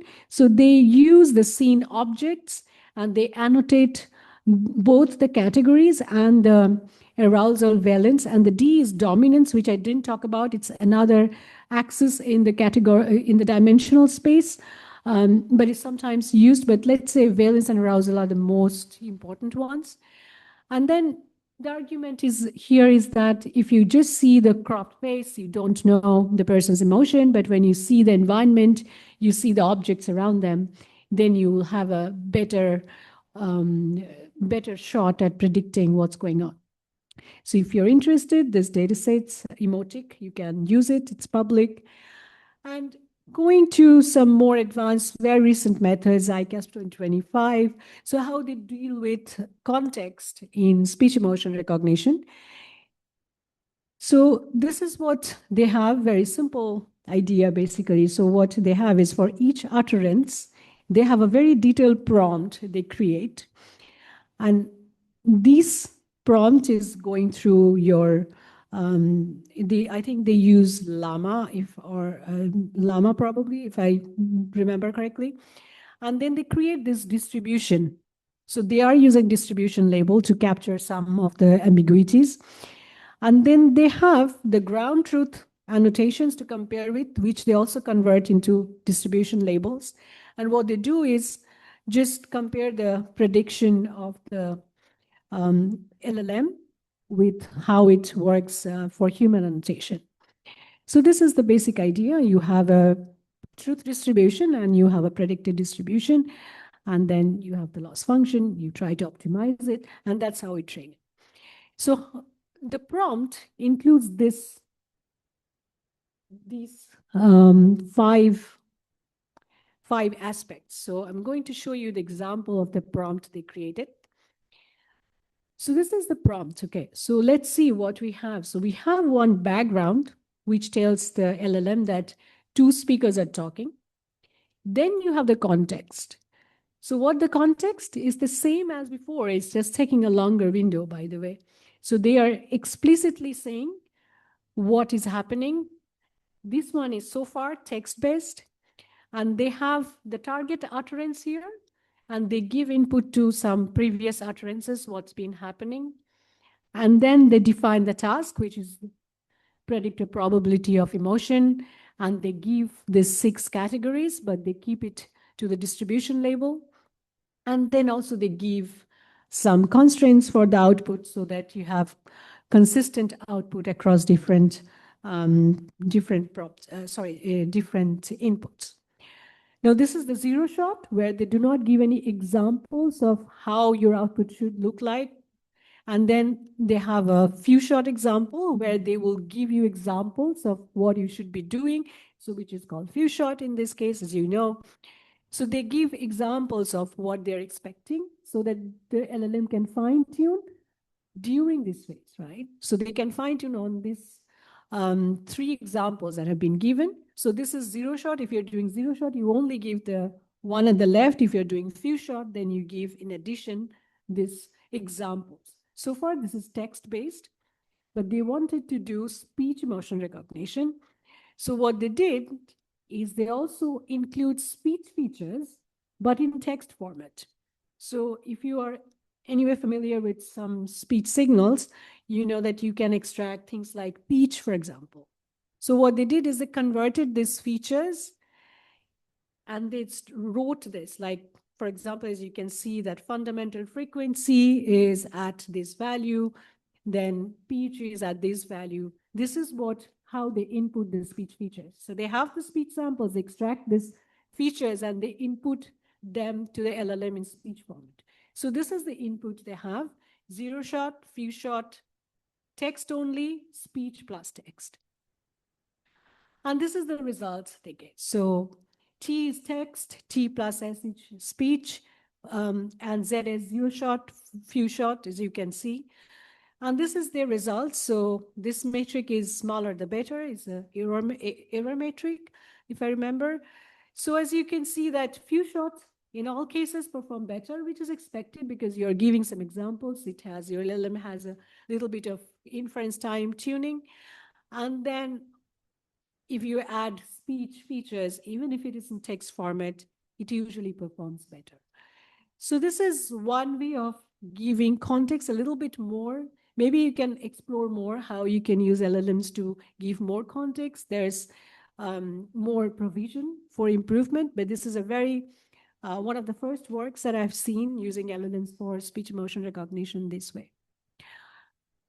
Okay, so that was the discussion on context. So before I end, I want to consider this. I think there's always a criticism when you're dealing with emotions that, oh, we should not try to detect this because these are private information, and this is not ethical and not acceptable.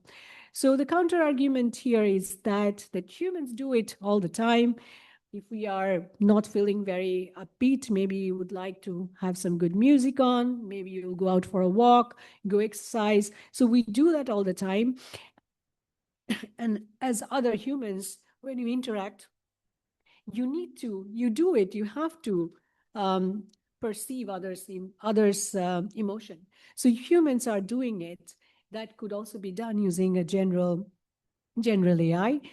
And we can work towards more ethical uses, more trustworthy systems. I just had a discussion outside that we were discussing that how this can be put to good use. Of course, we do not want to harm people. That's not the objective. But the objective is that how you can build a system so you can help people. So some good use cases are if you are looking at mental health, for example, and that's where this kind of systems can become essential. Or if you want to augment someone who has a disorder to help them interact better in a real situations. So those could be some good examples. So that's the ethical consideration. So just to conclude what we discussed that emotion detection is not simply a classification or regression task. You need to go beyond that. You need to understand how it works, and you need to formulate it better. And this has influence.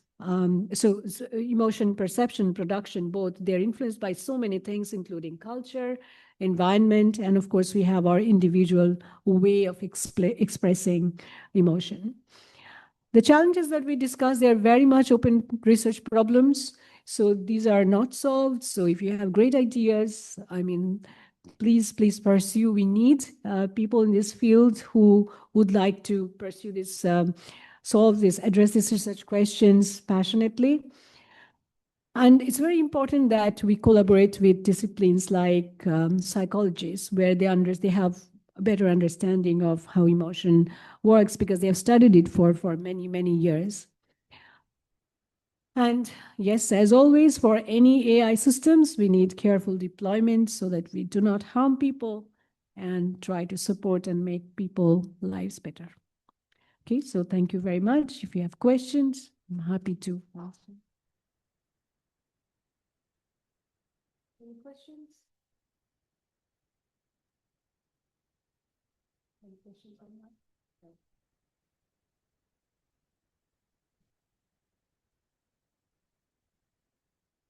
There's a question on that. Oh, yeah. This is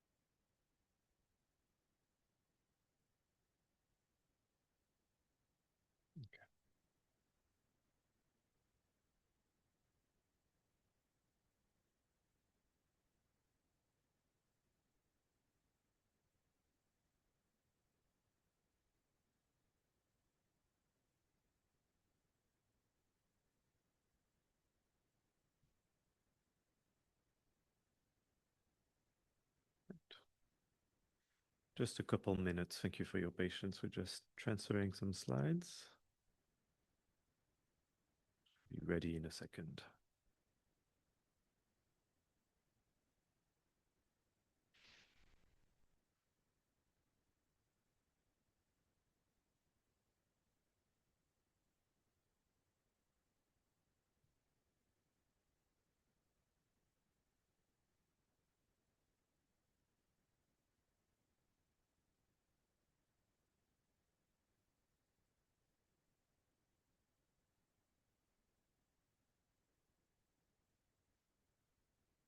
Okay, thank you very much, Alessandro. Testing. All right. Okay, so let's resume. So thanks very much for being here. So I'm going to do the last part of this series of 3 presentations, but 4 presentations, including the introduction. So my name is Mathieu Chollet. I'm also a researcher at the University of Glasgow with Dr. Guha and Professor Vinciarelli. And I'm going to talk about then the last part of that equation. So we talked about modeling, psychological and social phenomena using a combination of our computational techniques and AI. We talked about how to use all of this to detect signals and to analyze what is happening in humans in genuine settings and all the complexity of all these things. I'm going to talk about now how to synthesize social behavior.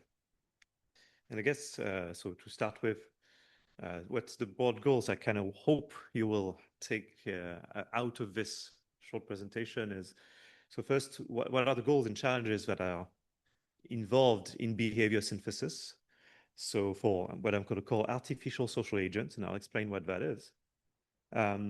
So to give you a sense of the categories of approaches that have been used in the past to do this sort of things, starting, from the historical perspective, because even very simple approaches can be very efficient. So how do you create a system that is able to interact socially, essentially?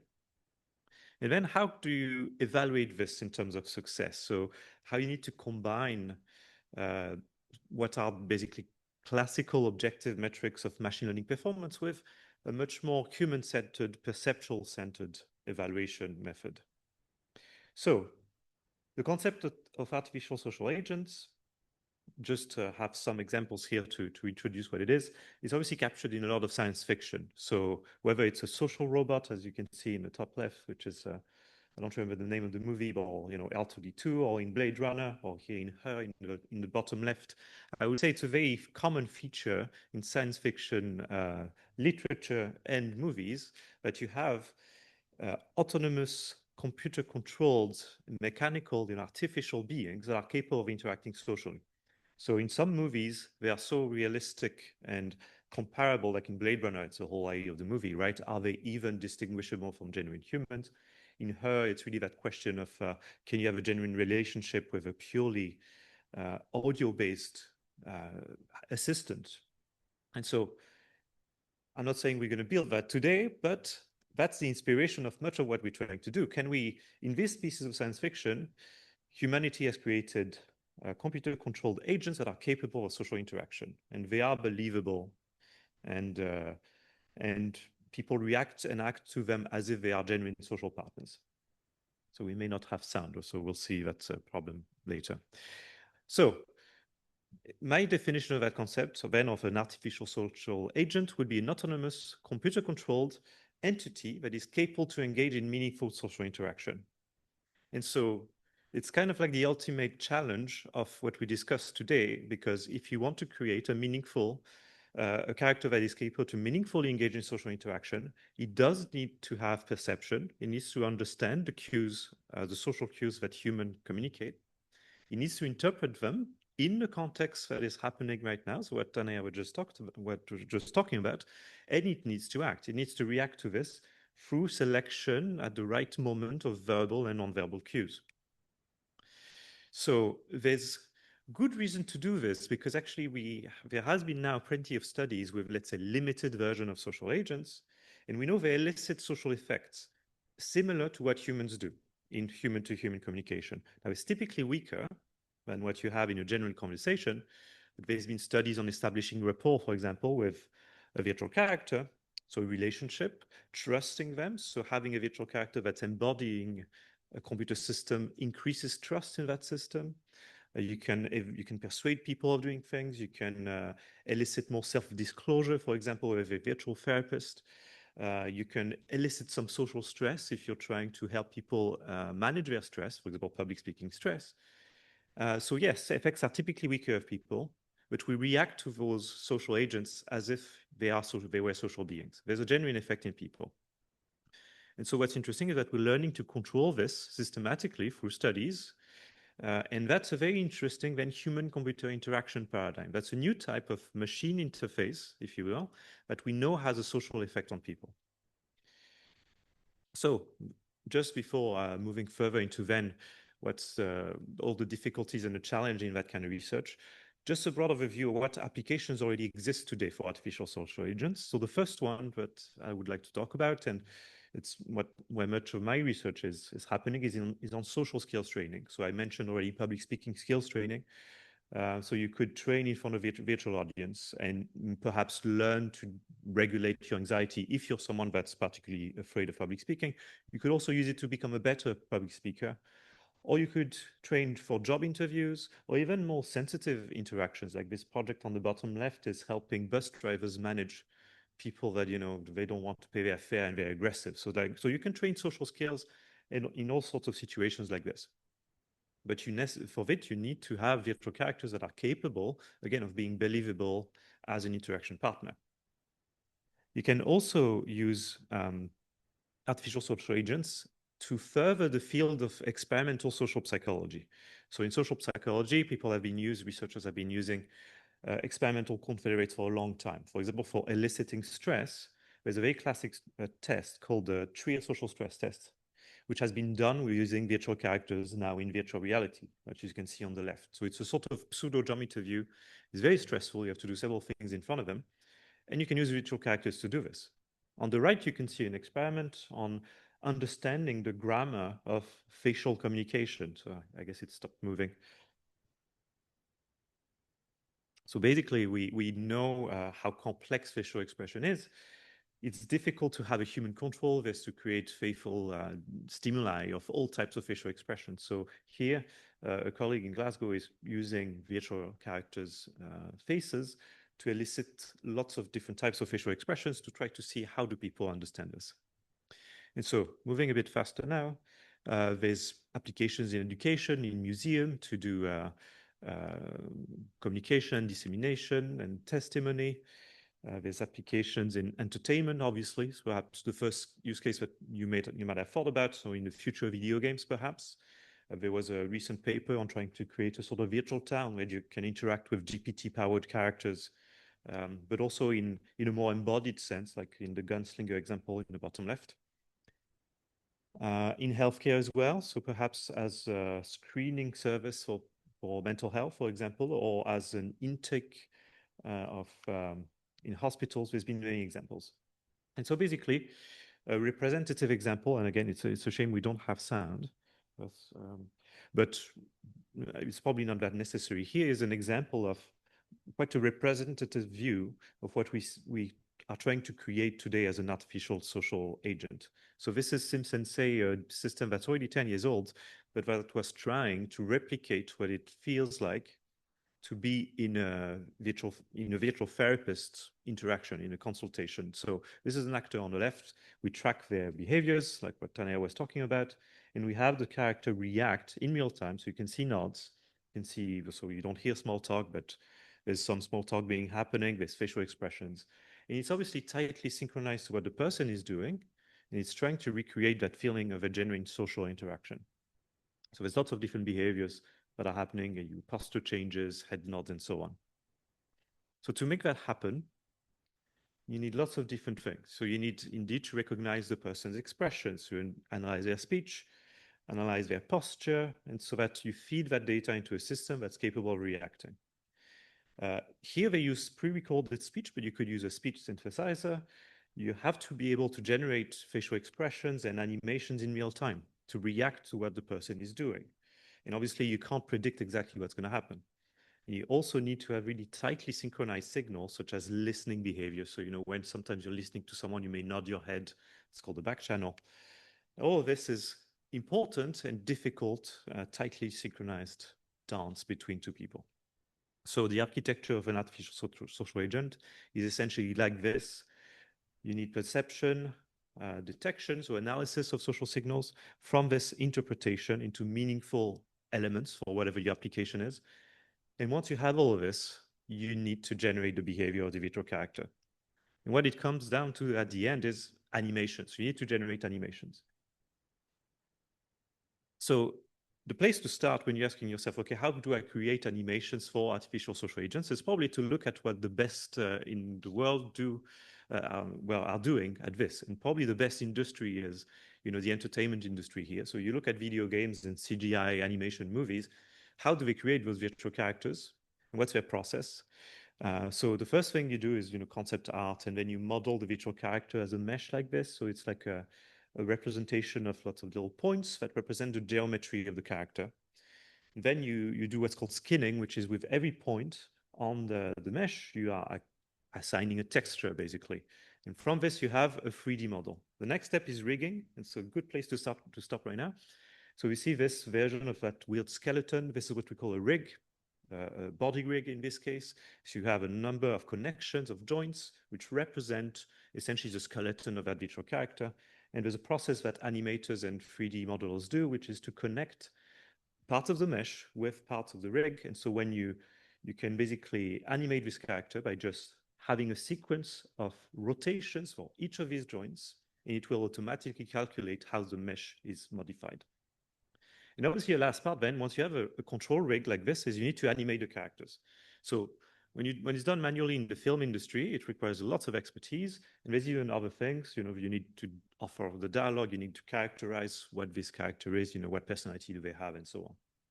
So today I'm really going to focus on animation. At the end of the day, to create an artificial social agent, what you need to create every frame is a vector of animation parameters. And that could be for the body, rotations for my arm, for the arms of the characters, and so on. For the face, it's a different representation, but it's really what you're doing. Every frame, you need to know what the rotations of the parameters of the animation rig. So the standard is either manual keyframe animation. So an animator takes points in time and like, okay, when I'm going to do a gesture, I'm going to start here, and then I'm going to go here, and then here, and then the system would interpolate and create an animation. So that's a standard process that animators do and really master. Another technique, which you may have heard about, is motion capture, in which case you take actors, you put them in really uncomfortable suits with lots of markers, but you get really high quality tracking. So this is an example of like a top level AAA video game production. So they take top level actors, but it takes such time consuming, you know, it's an enormous amount of work. It's hours and hours and hours and hours and days of recording, tedious work. It works also on animals. You can see here on that game, they actually rigged, they did motion capture of horses, which is quite crazy. But if you look here at the amount of work required to do this, it's crazy. So this is how the professionals of the best of animation do it. Does that work for us? Well, it doesn't really, because if you want to create a social agent, you don't know what's going to happen. So handcrafted or motion capture gives you the best in class quality animations. It's costly and time consuming, but the major limit for us is that it's limited to whatever is recorded, what's in the data set. We need to be able to react to unpredictable social situations, potentially dialogue that has never been said to this virtual character before, in different social arrangements, different, for example, postures. Maybe people are sitting in different layouts around me. And so while being controllable in the sense that it elicits desired outcomes. So I'm going to take then the picture that Alessandro had and basically just tell you that our goal here is the opposite. So in a sense, for social recognition, for analysis and modeling, we go from the behavioral cues and we're trying to get a sense of what is that person expressing. For a social agent, the goal is the opposite. We start with what we want to express, what are the communicative functions that we are trying to achieve, the messages we're trying to send, and we then route it back. What sort of behaviors are we going to be able to use, and what signals on those modalities are the best to do this? So this is our goal of behavior synthesis, and it should be able to react to uncontrolled situations. So given a goal, which again is either expressing a particular message or an application outcome, like again, if it's an application for reducing job interview stress, then that's your goal. Your goal really for behavior generation is identifying the sequence of behaviors that achieves that goal. And so the first step is selecting appropriate modalities, then generating appropriate social cues, and orchestrating those cues. And so those problems are not independent. Historically, the field has really evolved in an independent manner like this, where Some people were doing facial expression generation, some people were doing gesture generation independently, but really those things are not independent. And we know from behavior science that they are not. They are coming from a single system of expression, which then instantiates, my facial expression, my gestures, and my speech all at the same time in a tight, synchronous manner. So all the challenges that have been mentioned before, either by Alessandro or Tanaya, they apply, but there are some additional challenges. So to remind you, for example, cultural aspects are important. If you're trying to synthesize behavior of a French person versus a Greek person versus an American person, it's different. Distances between cultures are, how we stand in front of each other, it's different from country to country. We gesture quite a lot in France, maybe even less than Italy perhaps, but generally more than other countries, etc. So this is one thing. I don't remember exactly all the challenges that were mentioned before, but essentially this is the case as well here. You need to consider your data, the phenomenon of interest. You need to understand it's ambiguous and subjective. You don't have ground truth annotations of the phenomenon you're interested in, but you have annotations. You just have to accept that they are ambiguous. Now, for behavior generation, now come some specific challenges, which I'm going to talk about, and in order of, I think, which ones have been solved and which ones remain to be solved. So the first one is, like I mentioned, synchronization. So my gestures, my speech, not just the words, but how I speak, the intonation and my facial expressions, all of this is synchronized. And so if you have an artificial social agent, you need to be able to synchronize highly heterogeneous channels or modalities. So all these different things. So the gestures, let's say you have an audio file, you want to generate gestures for it. I'm going to take this example a lot in the rest of the talk. You need to generate the gestures at the right moments, and they need to come down at the right moment, right? The second one is a semantic. I wanted to call it a heterogeneity or complexity, but for the same modality, let's say again my gestures, you can have things that are extremely simple and basically do not contain any particular meaning. It's semantic, and some that are extremely complex. So I'm going to take the example of gestures again. If I want to accentuate my speech, I can do those kind of gestures, which are called beats or gesticulations, which is just rhythmic gestures that don't really carry a particular meaning, but they're here to accompany the rhythm of my speech. And on the other hand, you have sign language or emblems, which are symbolic gestures that are accepted in a culture that mean exactly one particular thing, like thumbs up in most of the Western world, for example. And those are essentially basically language. So, and there's another category, for example, very complex gestures, which lie more on the complexity landscape, which I want to take as an example of how complex it can get. They are called metaphoric gestures.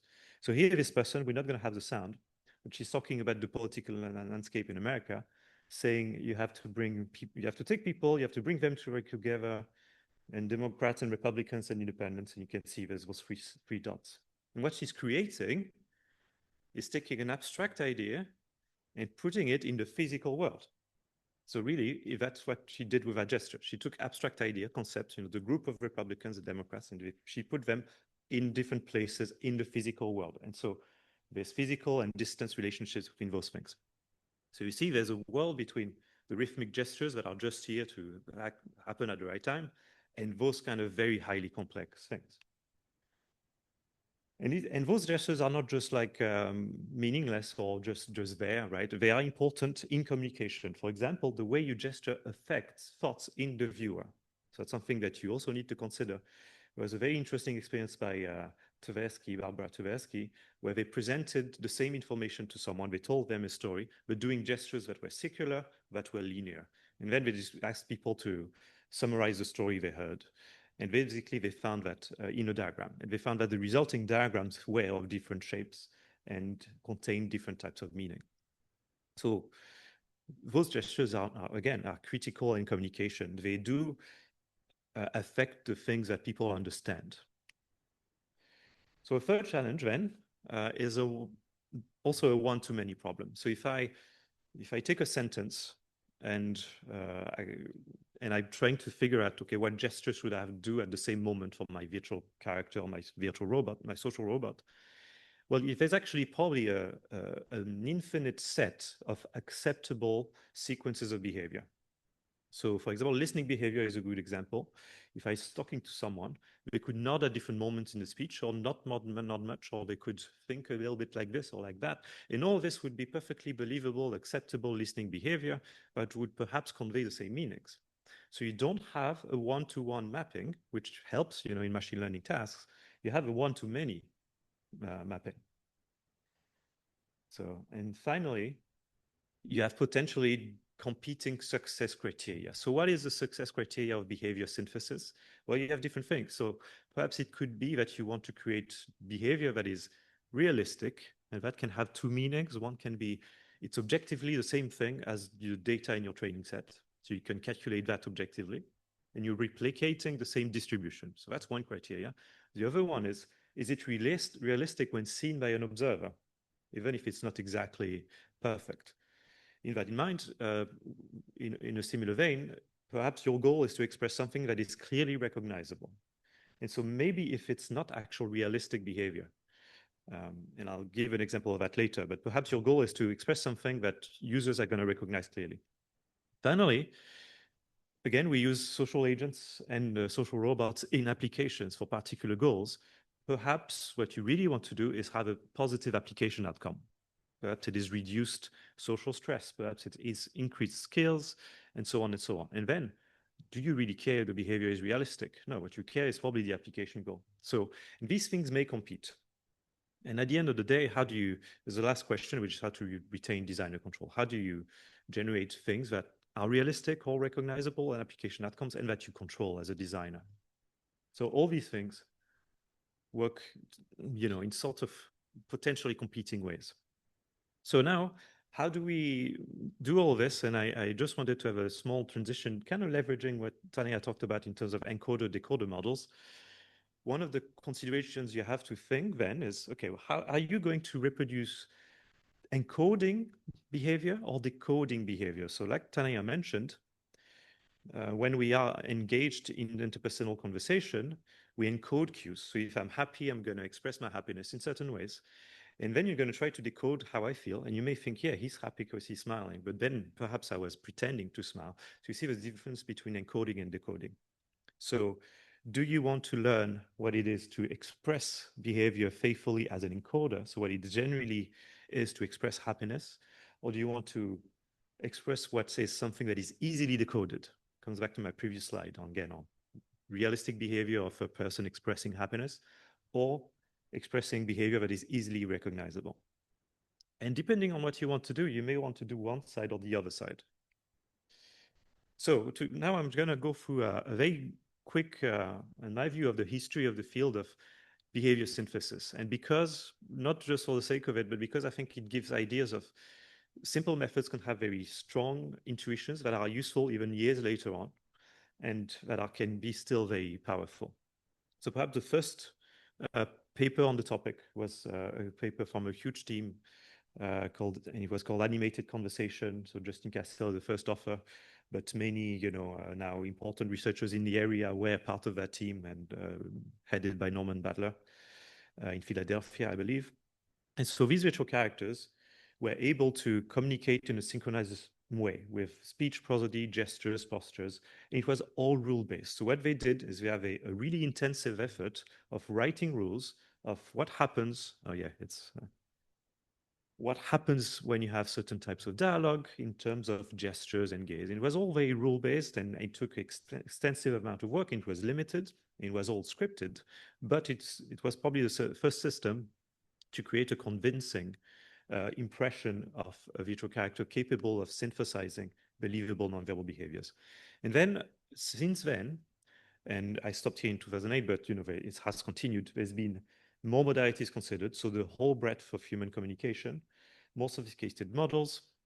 As I'm sure you can guess, it's come to deep learning, and toolkits and architectures have proliferated. One important thing that was dominant for a long time was a system called CYBA, which is a framework for behavior synthesis. And the way this was structured, I think is quite an interesting thing to think about, is it separated the problem of synthesizing behavior for virtual characters into first, planning intentions, second, planning behaviors that express those intentions, and then realizing those behaviors. So, for example, I want to express happiness because I want to become friends with that person. Then to do this, I'm going to smile. I'm going to do a smile, and I'm going to do, I don't know, a big wide eyes sort of thing. And then the realizer is going to create animations for my virtual character. So that separation of concern was very useful and structured the field for a long time. And there were languages, representation languages, FML and BML, which were basically defined to represent communicative intentions and behaviors sequences. So, for example, BML, behavior markup language, was quite interesting in the way it defines what it is to have behavior, which was a representation of behavior over time. So you could have a speech signal that would be synchronized with gaze, a target looking at the audience at a certain time. And so it basically was a language to represent a synchronization of behaviors in different modalities. And what was interesting too is that it was independent of the realizer. So I could create my own virtual character behavior realizer. If it's BML compliant, it could read any any message in BML and express it. And indeed, there have been now different behavior realizers being created. And theoretically, you could send them the same message. They'll express the same behavior, probably in slightly different ways, but they'll express the same message. Some were aimed at robots, some more at virtual characters, etc., and have different goals. But you had all these different realizers. So that's the first, on the one hand, that's what the dominant approach was until 2017, was this cyber framework approach. You have an intention, you use it to generate behaviors, usually independently. So one modality independently from the others. Like I look at speech on the one hand, I look at gesture on the other hand, and so on. And at the end, orchestrate everything. In that paradigm, the first approach was, again, rule-based, lexicon-based approaches. So you defined a repository, a library of specifications animations that are able to express different types of signals or different intentions. So you basically create your dictionary of gestures or facial expressions, and then you just call on them at the right time. So that was the first approach, really, for all these different models. But it's very powerful because it's very simple and it's easy to offer. It's easy to extend and add your own things, and you have great control over this. The second type of approach then was an approach based on creating a conceptual model and tuning its parameters with data. And so we're moving towards the data-driven machine learning things, but at the time it was really more statistical. So for example, this is a model to do what's called iconic gestures, which are gestures about geometry. So I can tell you Notre Dame has 2 towers, and I can do these gestures, and the Eiffel Tower is like this. And so this model was created for that. But they created manually the structure of this graph, which was representing orientation of the hands and movement according with object parameters and your symmetry and things like that.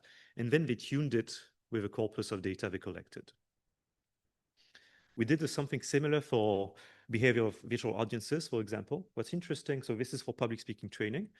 So we wanted to create a virtual audience that you can use, that is interactive and a useful training tool. And what's interesting is that there is no data for this, or you could take audience data, such as yourselves, but no need.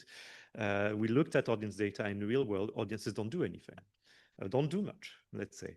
And so as a training tool, as a human-computer interaction tool, it was useless to take that data. So what we did was it's called crowdsourcing. We asked people to create versions of their own audience member and how it looked like and how it expressed interest and positivity and so on. And we use that data then to fine-tune the model. So that was really the approach for until about 2015, something like that. But one paper I want to highlight is that really paved the way for now what the field is doing as a whole is a paper on, it's called Cerebella, it's gesture generation, it's a gesture generation paper. That's probably one of the first papers that had the idea of, okay, we want to generate gestures, but we're going to use speech and text as a source of information.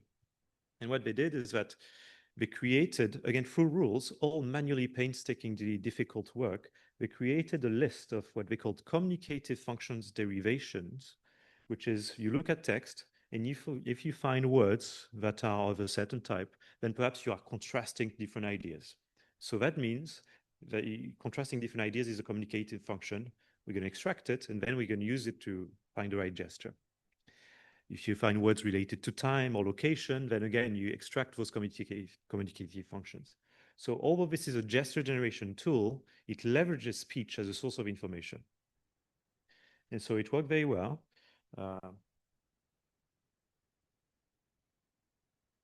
Again, we don't have the speech, unfortunately, here, but so this is, again, a system that is creating gestures that are rule-defined, rule-based, and that are extracted. The right gestures are essentially identified through the communicative functions that are in the speech.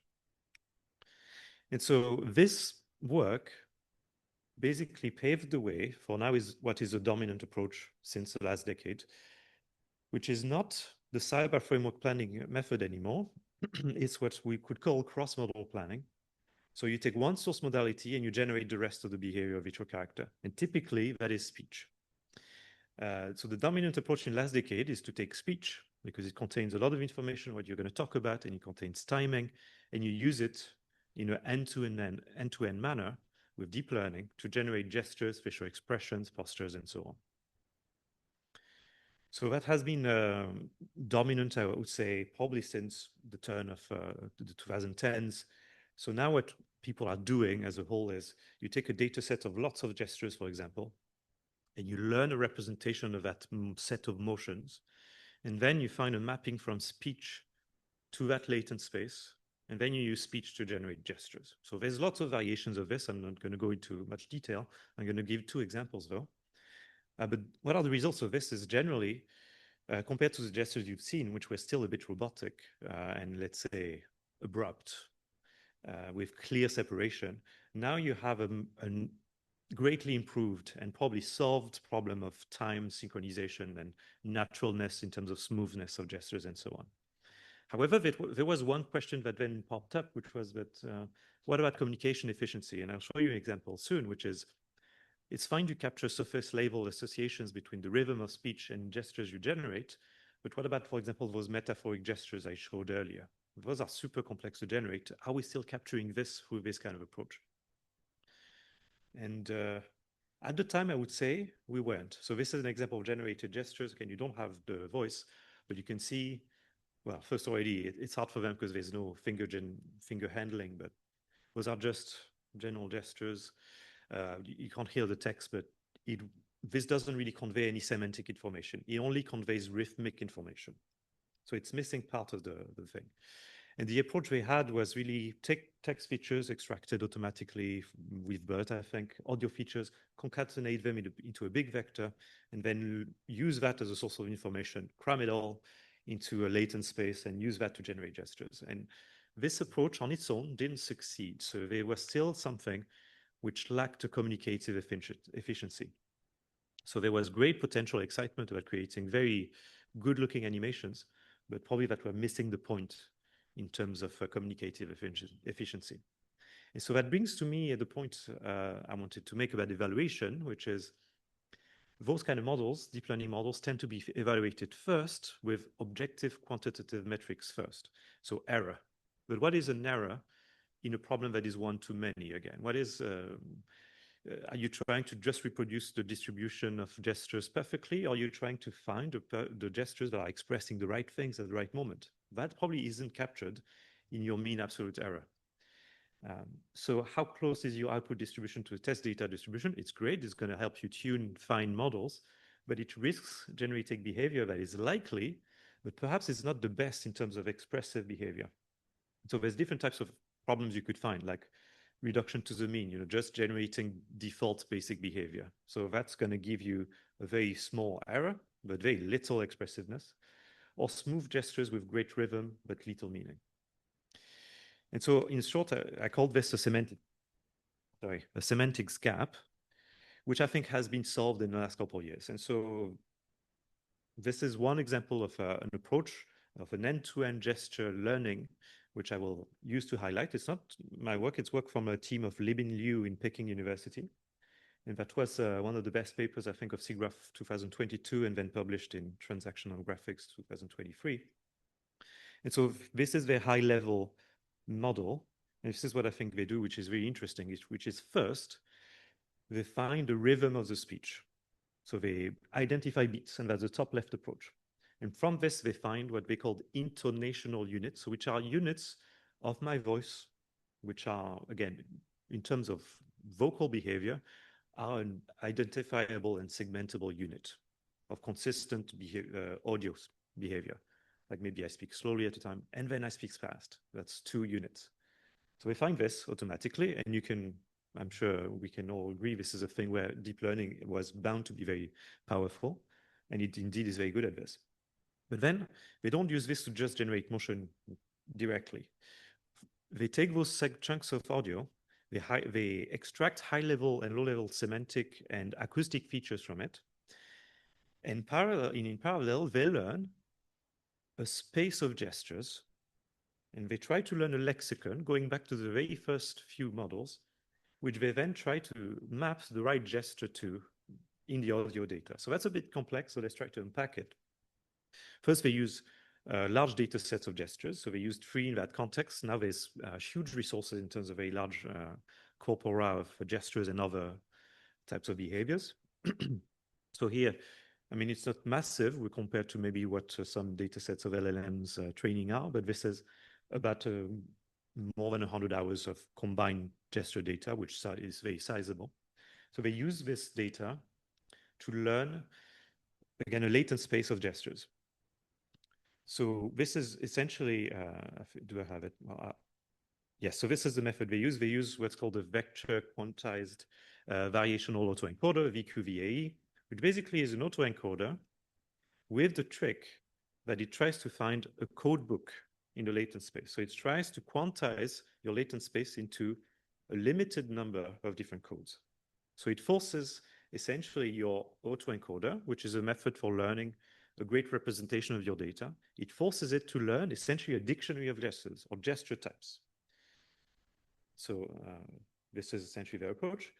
And then once you have a vector type, you try to find features you find in audio to map them on the right place in the motion latent space. So for example, if I have different words that express quantities like many, quite a few, lots, or much more, then I can pick a cluster, a code in my motion latent space that is representative of gestures that express quantity, quite a few, lots of.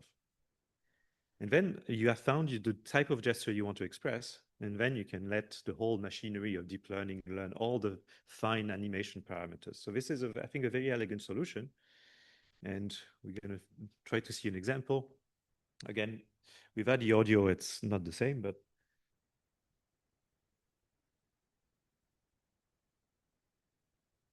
so it's not perfect yet. I think this in their data they use, it's over exaggerated, but they use great speakers like Barack Obama here and TED Talks. So it's, however, you can definitely see that in some of the gestures, they use some communicative functions like contrasting elements, spatial relationships between elements. And I think that says, to me, a sign that even if it's not perfect yet, they have closed that semantics gap. They are now generating gestures that are not just rhythmic, but they contain important semantic information. So, and just to close, obviously since then, another thing has happened since, let's say, 2021. It's LLM, and LLMs have taken the world by storm. And so obviously there's another work from their team as well, which has tried to also plug in LLMs in that whole approach. So it's the same thing. They first find the right beats and intonational units in an audio file. They find the right gesture moment, if you will. But this time, instead of just using audio high-level features to find the semantics of gestures, they also plug in an LLM in that step. And then they ask the LLM to generate what we were doing painstakingly slowly before, which was annotating the speech you want to do in BML with the right gesture function. So basically, they create, in the red here at the bottom, you can see the timeline of the speech, and it's an LLM that does a sort of gesture annotation automatically. And combining this with the power of then end-to-end gesture learning for the smoothness animation, and here the representativeness and quality of analysis of LLMs, it's also a very compelling paper. So this is a sort of prompt they use, for example, on the right. So please mark the given task with your gestures. Here are gestures you can use. They give them a lexicon of gestures that they have identified, and they do basically the work that we used to do back in the day, all manually, back in the day of cyber framework type gesture generation. So to wrap up, are those two first challenges, so the rhythm and the semantics, resolved? Perhaps not completely, but at least there have been clearly very big strides done there. So now we have behavior synthesis approaches that can generate, they can generate consistent, expressive, semantically efficient sequences of signals, such as the two I just showed. And interestingly, what I really like, and I think which is why you should listen to the professor that talked to you about ideas from 20 years ago and 30 years ago, it really leverages the whole intuitions that we had, which is really gestures and communication. At the end of the day, we have codes, and we can express this with a clear link between communicative functions and some specific cues. Except here, all this is learned automatically. So very last point, there's also diffusion models that are very compelling. I think I'll just finish with this example, which is just absolutely incredibly expressive behavior generation from a team at KTH, which it works both for gesture dance generation, also gesture generation. And so this is all generated from audio with diffusion models. And there's very, very impressive work coming from their team, so which is really a graphics-focused team.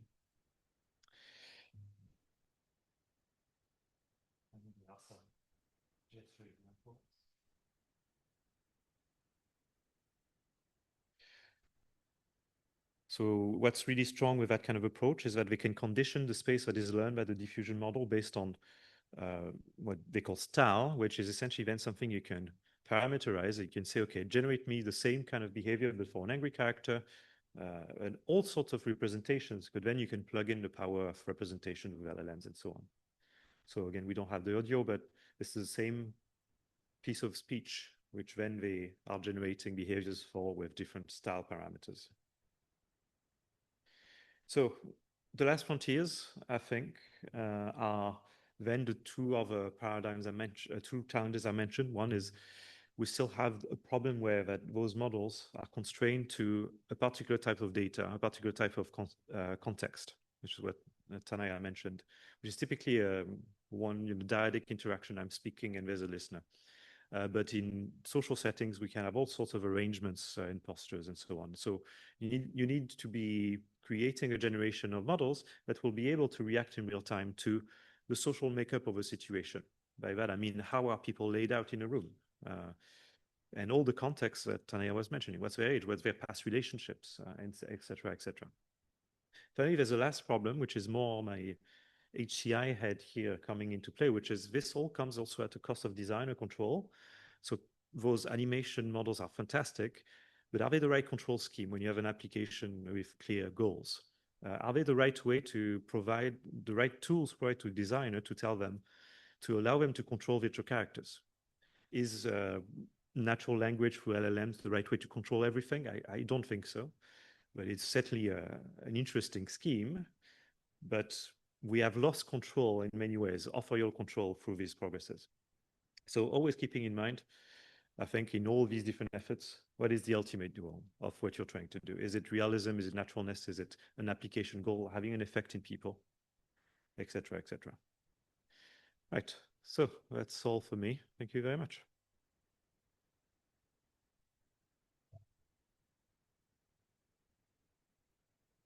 We have Alessandro now. The next step. So thank you very much to those who are still here with us, right? So we left in our plans the last 30 minutes or so, a little bit less, right, than 30 minutes for discussion, for questions, for any input we might receive from the audience, both in presence here and online. So we are open to your suggestion, inputs, curiosities, etc. If there is anything in particular you want to do. I assume you monitor whether online there is anything happening on the chat, right? if any, right? Please, yeah.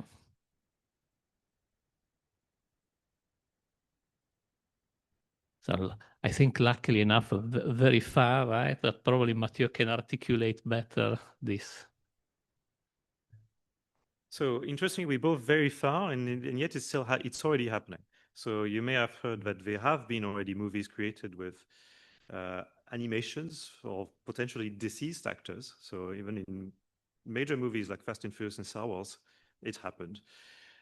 In Hollywood now, there are clauses that often actors have to go to a facial and body tracking procedure so that we have a model of how they look like and their faces and the different emotions, so that then they can reuse. Now, you know, those top-level production endeavors, there's always a ton of manual work at the end to make it perfect. So I think we're still far from using this there. However, for sure, in pre-production, it's being used. Replaced, I don't know, but clearly there's a space to facilitate the works of maybe animators, making it quicker. Perhaps there's new forms of media happening, which may be interactive. But yes, I think we're still very far, because once you are in that creative process, you want to, again, going back to that last point, a degree of control, which is huge. And you don't want to just let the AI do whatever. You actually, behind every little thing, have an intent. You know, when you direct actors, you tell them to do things with their hands. So you actually have thought about what they're holding, what they do, exactly what they move. The AI doesn't do this yet at all, right? So this degree of artistic vision, we're far away from it. So I wouldn't be too worried for the time being. It's important to see the difference between simply animations, and this, at the end of the day, cartoons have been extraordinarily effective with much more limited means for a long time, right? And having agents, which means autonomous characters that are in condition to act, right? Actor really comes from acting, act, right? An animation, strictly speaking, doesn't act. So I guess we are having now extremely sophisticated animations, but we do not have yet an actor in the sense of an agent. You can tell, okay, I need you to read this text, make sense of it, and then try to convey not just the literal meaning, but all the social, psychological meaning that words contain in the context of the story, the movie, etc., right? There is still this big gap to be filled, for sure. Are there other questions or other suggestions, inputs?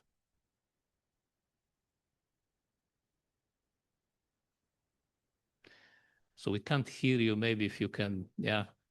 Oh, there's a mic somewhere.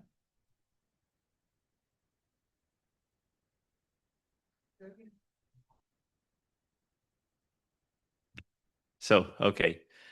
I arrived kind of late, and I'm also still preparing my slides for my lecture on Friday, so I wasn't able to follow very attentively. But my question, and also maybe point of discussion, is related to ethical considerations towards things connected to some of your research. And specifically, before I was seeing points connected to emotion recognition, and having also had a lot of contact with psychologists in the past, I have been a witness of the difficulties connected to emotion recognition by just looking at the reaction or the facial expression of a person, and how there is no global rule, at least what they were saying, but rather there are some heuristics that try to establish a baseline through which we first identify, as psychologists, first identify how a person reacts to given situations, and then trying to identify the facial expressions, classify the facial expression with respect to this baseline. And I know, for example, this is an extremely hard task for machine learning models that work by on the average and don't try to instead establish like a personal baseline and then reason upon that. So how is this taken into consideration when doing, for example, emotion recognition? And do we also have issues on the on how ethical the application of this model is in social context? So yeah, this is my point of discussion, and not really a question, but maybe we can talk about it. Yeah, I can somewhat start, and then Mathieu Tanaya can possibly complete and extend. So you get a very important point, which is a major, how can I say, feature of artificial intelligence, which has a number of aspects that are orthogonal to human intelligence. Artificial intelligence is very good at capturing correlation among a large number of variables, something that we as humans are not capable to do at all. We find it very difficult, but it works at the level of populations. One of the reasons why we need an enormous amount of data is that you need a lot of different cases, and AI is capable to find the pattern that keeps together all the variables that you can extract from the data. But it fails totally at putting things into context. Tanaya mentioned context, and that is something that we as humans are extremely capable to do. So we are capable to go beyond the general rule, but to really put some kind of general principle into the specific context and adapt it, right? And that is something that for artificial intelligence, as it is now, is probably hard making it happen unless you are going so much data that some of the data reproduces all possible context. But this is clearly not possible, right? At that point, a context is no longer specific if you have enough data to make of it some kind of average situation. This is for what concerns the problem of being specific and personal about people. Consider, however, that in communication, whether it is emotion, whether it is personality, whatever, we still have a need not to be too much specific and personal, otherwise we will not be understood. One of the reasons why this type of approaches work to a certain extent is that I cannot decide, for example, that when I'm sad, I laugh, and when I'm happy, I cry, right? Because otherwise nobody around me will understand how I am, really. So we all have to converge to some kind. Then someone can be more intense, less intense, hide more, manifest more, etc., etc. But one interesting aspect of communication is that at least in a given culture, at least in a given environment, we have to tend to patterns that others can understand. If we become too individual and personal, we just fail the very problem of communicating, right? So from that point of view, AI will keep having the possibility at least to capture most of what we, let's say, express, or enough in a context where people try to be understood, where they manifest their own personal things. For ethics, Tanaya, you have anticipated a bit. I do not have any specific preparation beyond, let's say, the fact that, you know, behind each of these experiments, you have to go through rigorous ethical clearances, etc. So it doesn't happen in the wild, right? So somewhat there are regulations, there are laws, etc. And we remain in the laboratory, so we are not going to really affect real life, at least for the moment. Another thing is when you bridge the gap. But maybe Tanaya can say something more about this. So your questions, one was ethical part. I'm answering because I do emotional recognition. So we did talk about it a little bit. There always is ethical issues whenever you deal with human-centric signals. That could be emotion, that could be gestures, that could be physiological information. So the onus is upon us, right? How we use the data and what applications we develop, whether it's to help people. If you're doing the right use case, people will probably be happy to give their consent to be used. But if you're using it for wrong purposes, so that's my take on it, like how we use it. And secondly, you talk about personalization. I think that we didn't discuss that too much, but in emotion, I think it's fair to say there are two components. One is there is some universality, I don't know, so that we are able to understand each other. If it was completely different, we will completely go wrong, right? We will not be able to read each other's expressions. But at the same time, there are individual differences. So there is sometimes we just rely on this universal part and try to model that. And individual differences, like you mentioned, that there could be a baseline, and then that's possible. I think not so much for facial expressions, but for physiological signals, when you use them for emotion, there is always a baseline. There is always a calibration, what a person feels when they're at neutral, at rest. And then you basically look at how much you deviate from this. And if I come back to speech emotion, there's also the concept of universal background model and things like that, where you can have an universal model, which is kind of a mean, let's say, in a very crude way. And then you see how much you deviate from the mean, which accounts for the individual differences.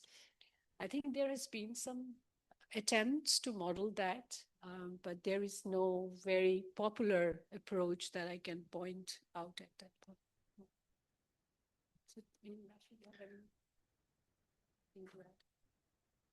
I think you made most of the points that I think were important here.